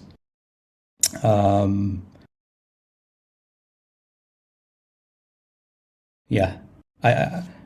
sure there are quite other similar projects, if with similarities in regard to our various things, but I think we're different in regard to our approach and the fact that we're not this, like, we're not just selling one thing. We are laying a foundation a foundation that has clear values, and have a holistic approach that resonates with other projects and incubates those projects and accelerates those projects and facilitates tools for those projects and things like that. That's definitely a point of difference to other sort of parachain projects who have very clear specialization of what they want to do, which also is obviously a great a different approach, but our approach is slightly different there. But yeah. Now I have 3 questions pending from Frauman. So his first question is, what is our first milestone to be completed in the first quarter? Maybe he's talking about next quarter, or someone would like to clarify that? I can give you, once we've completed this set of milestones, which is taking Kabocha from, through this sort of midwife, being the midwives and like bringing Kabocha to life, cutting the umbilical cord, and so it's become its own standalone thing. What next? And so, I mean, the way we approach it is like, we might not know what we're going to be doing in 8 months' time, but we know what we're going to be doing in the next, few weeks and months. And that's a sort of agile Kanban approach. And so if you look at our public Kanban board, you can see there's some tasks that are prioritized dynamically, but like, you can see like some tasks we want to do, some tasks are very like granular, but other tasks are a bit more general. And I think what we'd like to do after we've done our duties for making sure Kabocha is in a live state is to create like SDK and a Kabocha development kit, essentially, so that people can leverage those tools that we're building, and also create very usable products and interfaces so that people can actually leverage the Kabocha technology. I think that's something that can be delivered in the near to medium term after we've added seed functionality. So like a good way of simplifying what Kabocha offers is the 3 S's. You got the seeds, you got SuperSig, and you got subscriptions. And seeds is about identity and roles, and that's something that you can talk to Rich, and he can give you some very insightful kind of explorations and like what we're creating there. But so you've got identity and roles as part of seeds. You've got SuperSig, which is obviously organization, DAOs, DORGs, decentralized organizations, whatever you want to call it. And then you've got subscriptions, which is the ability for recurring revenue, automated payments. And so those 3 S's can be used as building blocks for other projects to come on board. And I think one key to success, I would say, is when people are using our chain that aren't either passive investors or totally like immersed in the blockchain world. Like if other people are using it that aren't those 2 things, then that's that I think that's a progression, and I think that's a necessary and natural progression as we move through this technology landscape and blockchain becomes more and these blockchains start to evolve, and they start to their value and valuations are based upon their usability and their utility as things that are used by people other than speculators. And I think that's that's something we think about all the time, and that's something that we're trying to realize, and we're seeing Kabocha realize, and we're seeing it through every runtime upgrade that we do, every milestone that we cross, and we look forward to see how people will leverage it and what possibilities are available there. I mean, I forgot to even mention our main thing that encapsulates all the values, which is a playground of possibilities, which is which is a space for creators to collaborate and create projects and for us to, as a community, to support each other and support these projects, and those projects become what Kabocha is.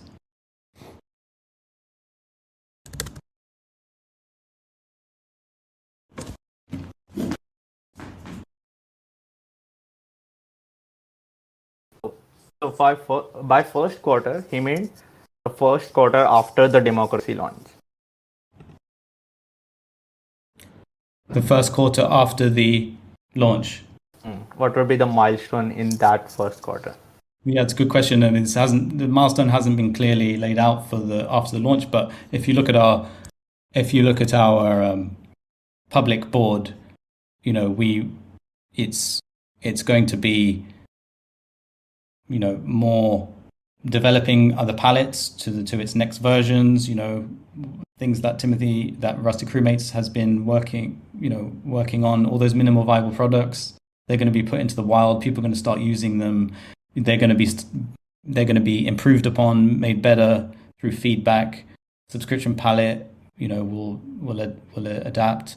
Seeds. I mean, seeds is a whole subject, and I think we should have on a different call, like a whole conversation, a whole discussion about what we're doing with seeds, because it's a whole, it's one of the core components of Kabocha, and I think myself and Rich should also be part of that, kind of like riffing on that discussion.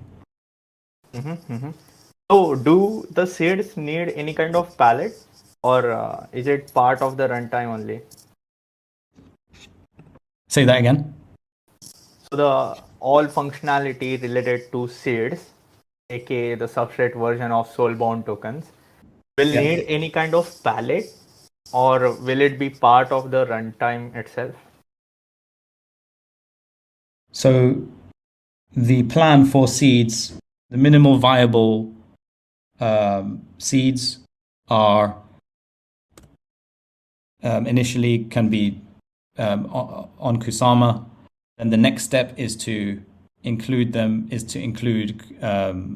on the Kabocha chain through system extrinsics, which doesn't require a palette. Then the step after that would be to include the palette, which contains functionality for seeds, and that's like we were in conversation with tentative kind of like idea, but to include remarks palettes that they've made. There's actually no instance of remarks palettes being used by any parachain, and we were planning to basically Kabocha for our close cooperation with Remark to be the first ones there to enable that, but that's tentative. Secondly, another thing we're working on, which is after Karura in terms of our corporations, is working with Kilt to see how we can leverage their DID, digital identity chain, and the palettes on that chain, and maybe we can use XCM to leverage that rather than include their palettes in our runtime. I think it would be interesting project for us to use the XCM, which is cross-chain format, a cross-chain messaging format, to be able to leverage, and that's part of our multi-chain way of looking at things. How do we do that?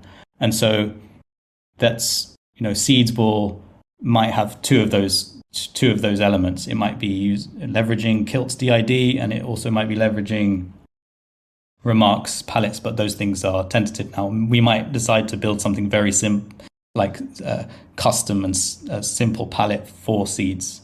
The thing about seeds is we don't have all the answers. We're just exploring, how we can, leverage identity and roles and build a social graph of. We're basically. I would say we're looking at how we can iterate from Web 2 identity and be slightly different from how Kilt are approaching things in this sort of attestation of identity, and approach it more in a sort of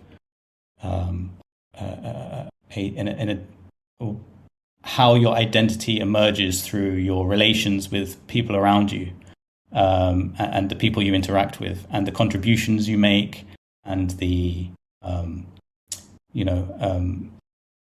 the roles that you have, as a member or as a contributor or participant in Kabocha, essentially. And so it's an ongoing exploration, and we'll see what comes out of that. But initially, the seeds are going to be distributed, and that will be happening relatively soon, to the members the people who became members in the crowd loan. But again, it would be great to have more discussion about that, along with Rich.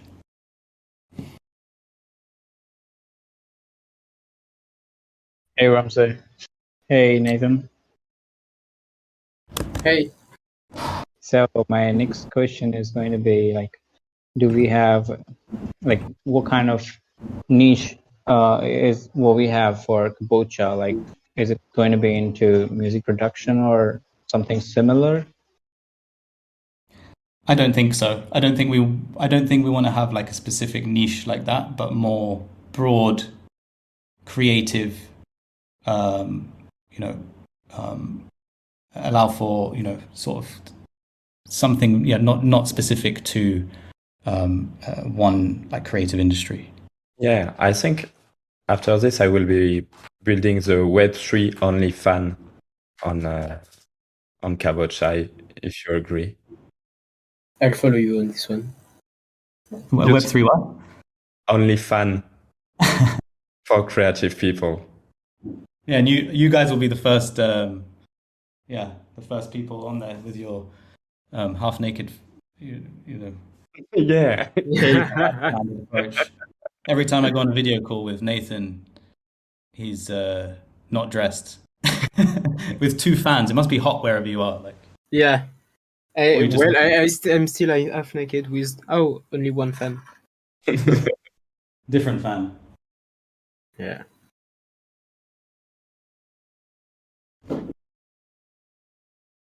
Sorry, go ahead, please. No, I was going to ask if we are close to the end of the AMA. Yes, I hope so.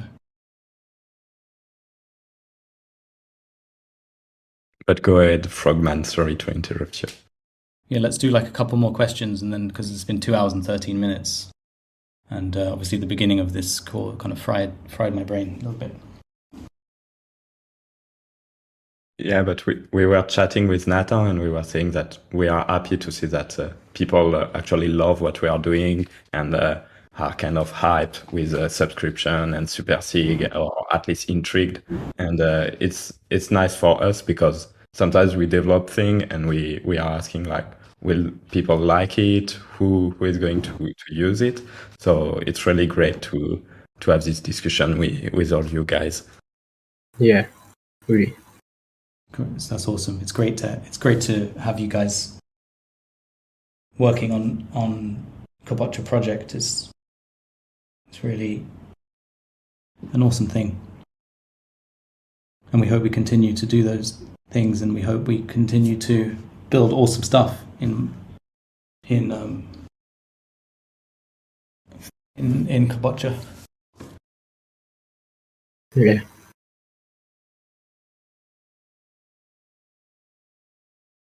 So should we wrap it then? Okay, awesome. I guess Frogman have one more question. Mm-hmm. Frogman?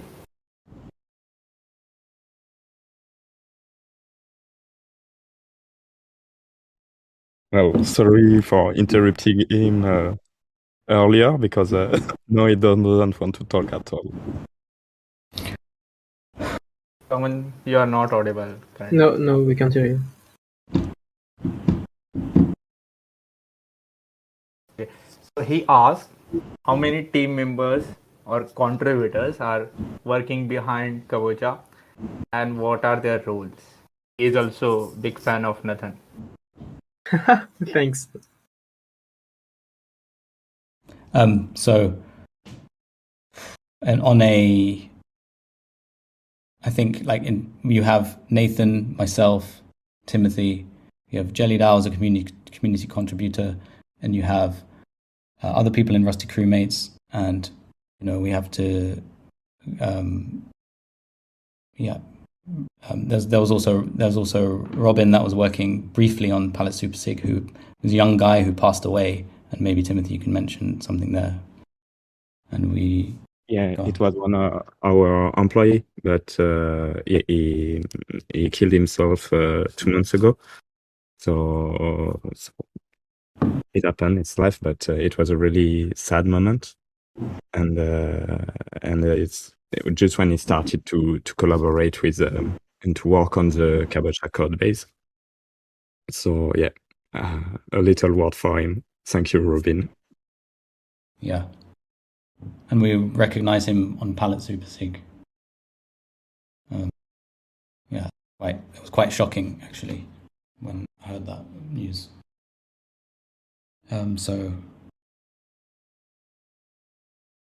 Condolences for him. Yeah, condolences to him and his family, and we also have Guillaume Timothy, right, who's been working on Palette subscription. Guillaume, yeah, he has been working, but Guillaume and Nathan, they have been working for Rusty Crewmate until the end of August. So now they have their freedom back, so they can decide to do whatever they want. They are not working for me anymore. I think they had a lot of fun, but they are going to continue their studies. So Nathan is moving to Dublin, and Guillaume to San Francisco, I think.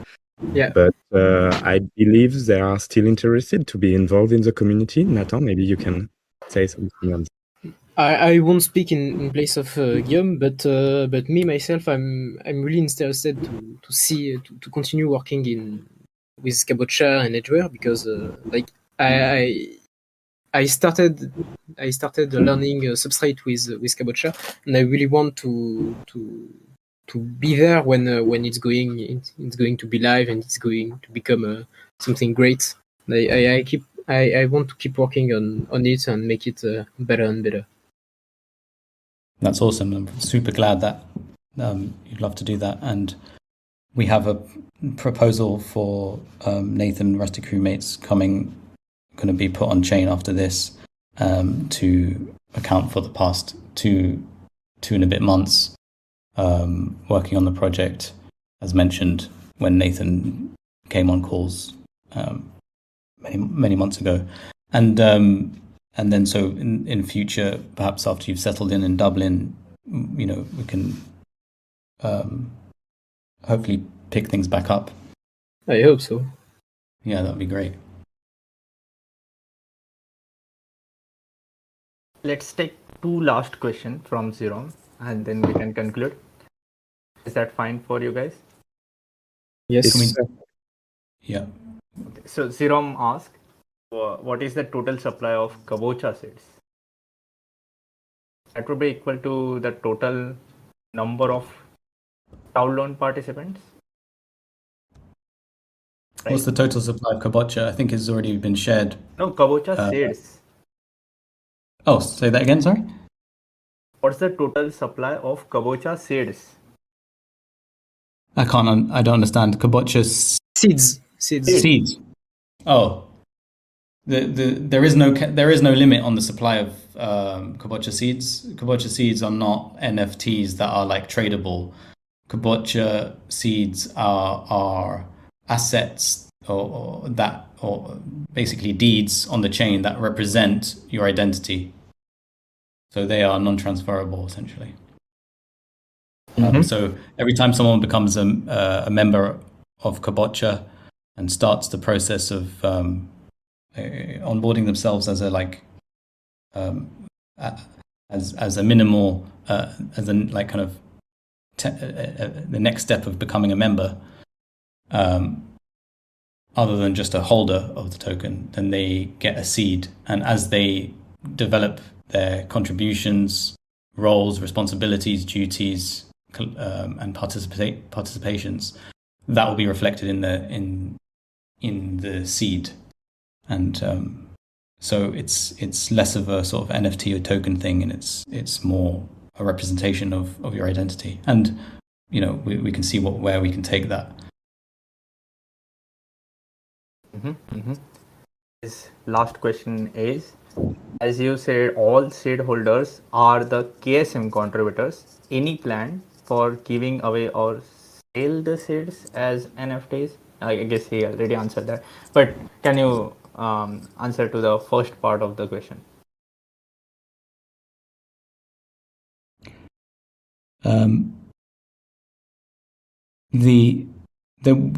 Basically the initial seed holders were the KSM contributors, but now we've passed that phase. The seed holders will be people that become members of Kabocha, and one way we can use that is in developing, and it's a whole discussion. It's a whole different discussion, but it's like developing the direction of how DAOs and blockchains eventually become sovereign member societies within their own jurisdiction. And because currently blockchains are in the crypto sphere, or in a jurisdiction of they're in a undefined jurisdiction, and so therefore you have the older systems claiming jurisdiction over projects and chains and DAOs within the crypto sphere.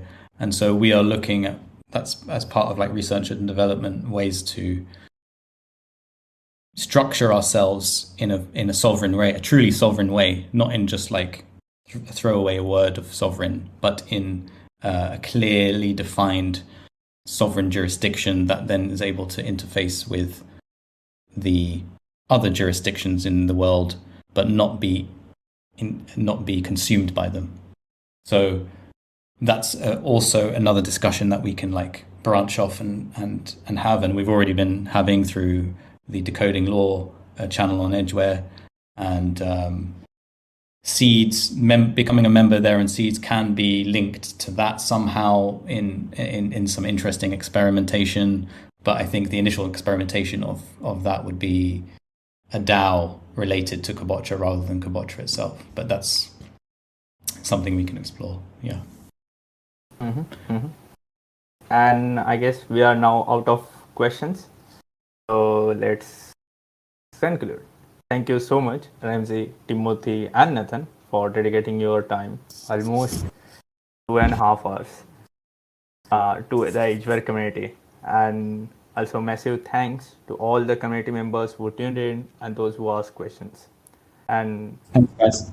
So those who participated in past AMAs knows the drill. As a thank you note, all the AMA participants will share a pool of 100k Edgeware community engagement points. So kindly DM me your HEVM addresses to receive your ASIPs. And these are not just for participants, these are open to the panelists as well.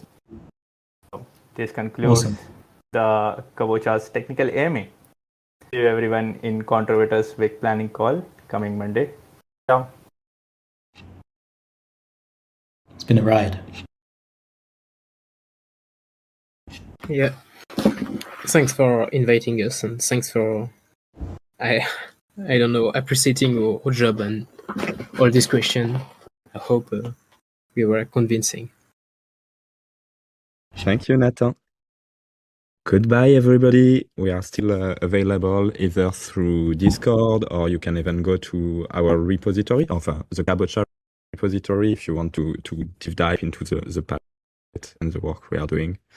And we stay in touch, and we will be maybe the next technical AMA will be sooner and won't be postponed that much. See you soon. Bye. Bye. Bye.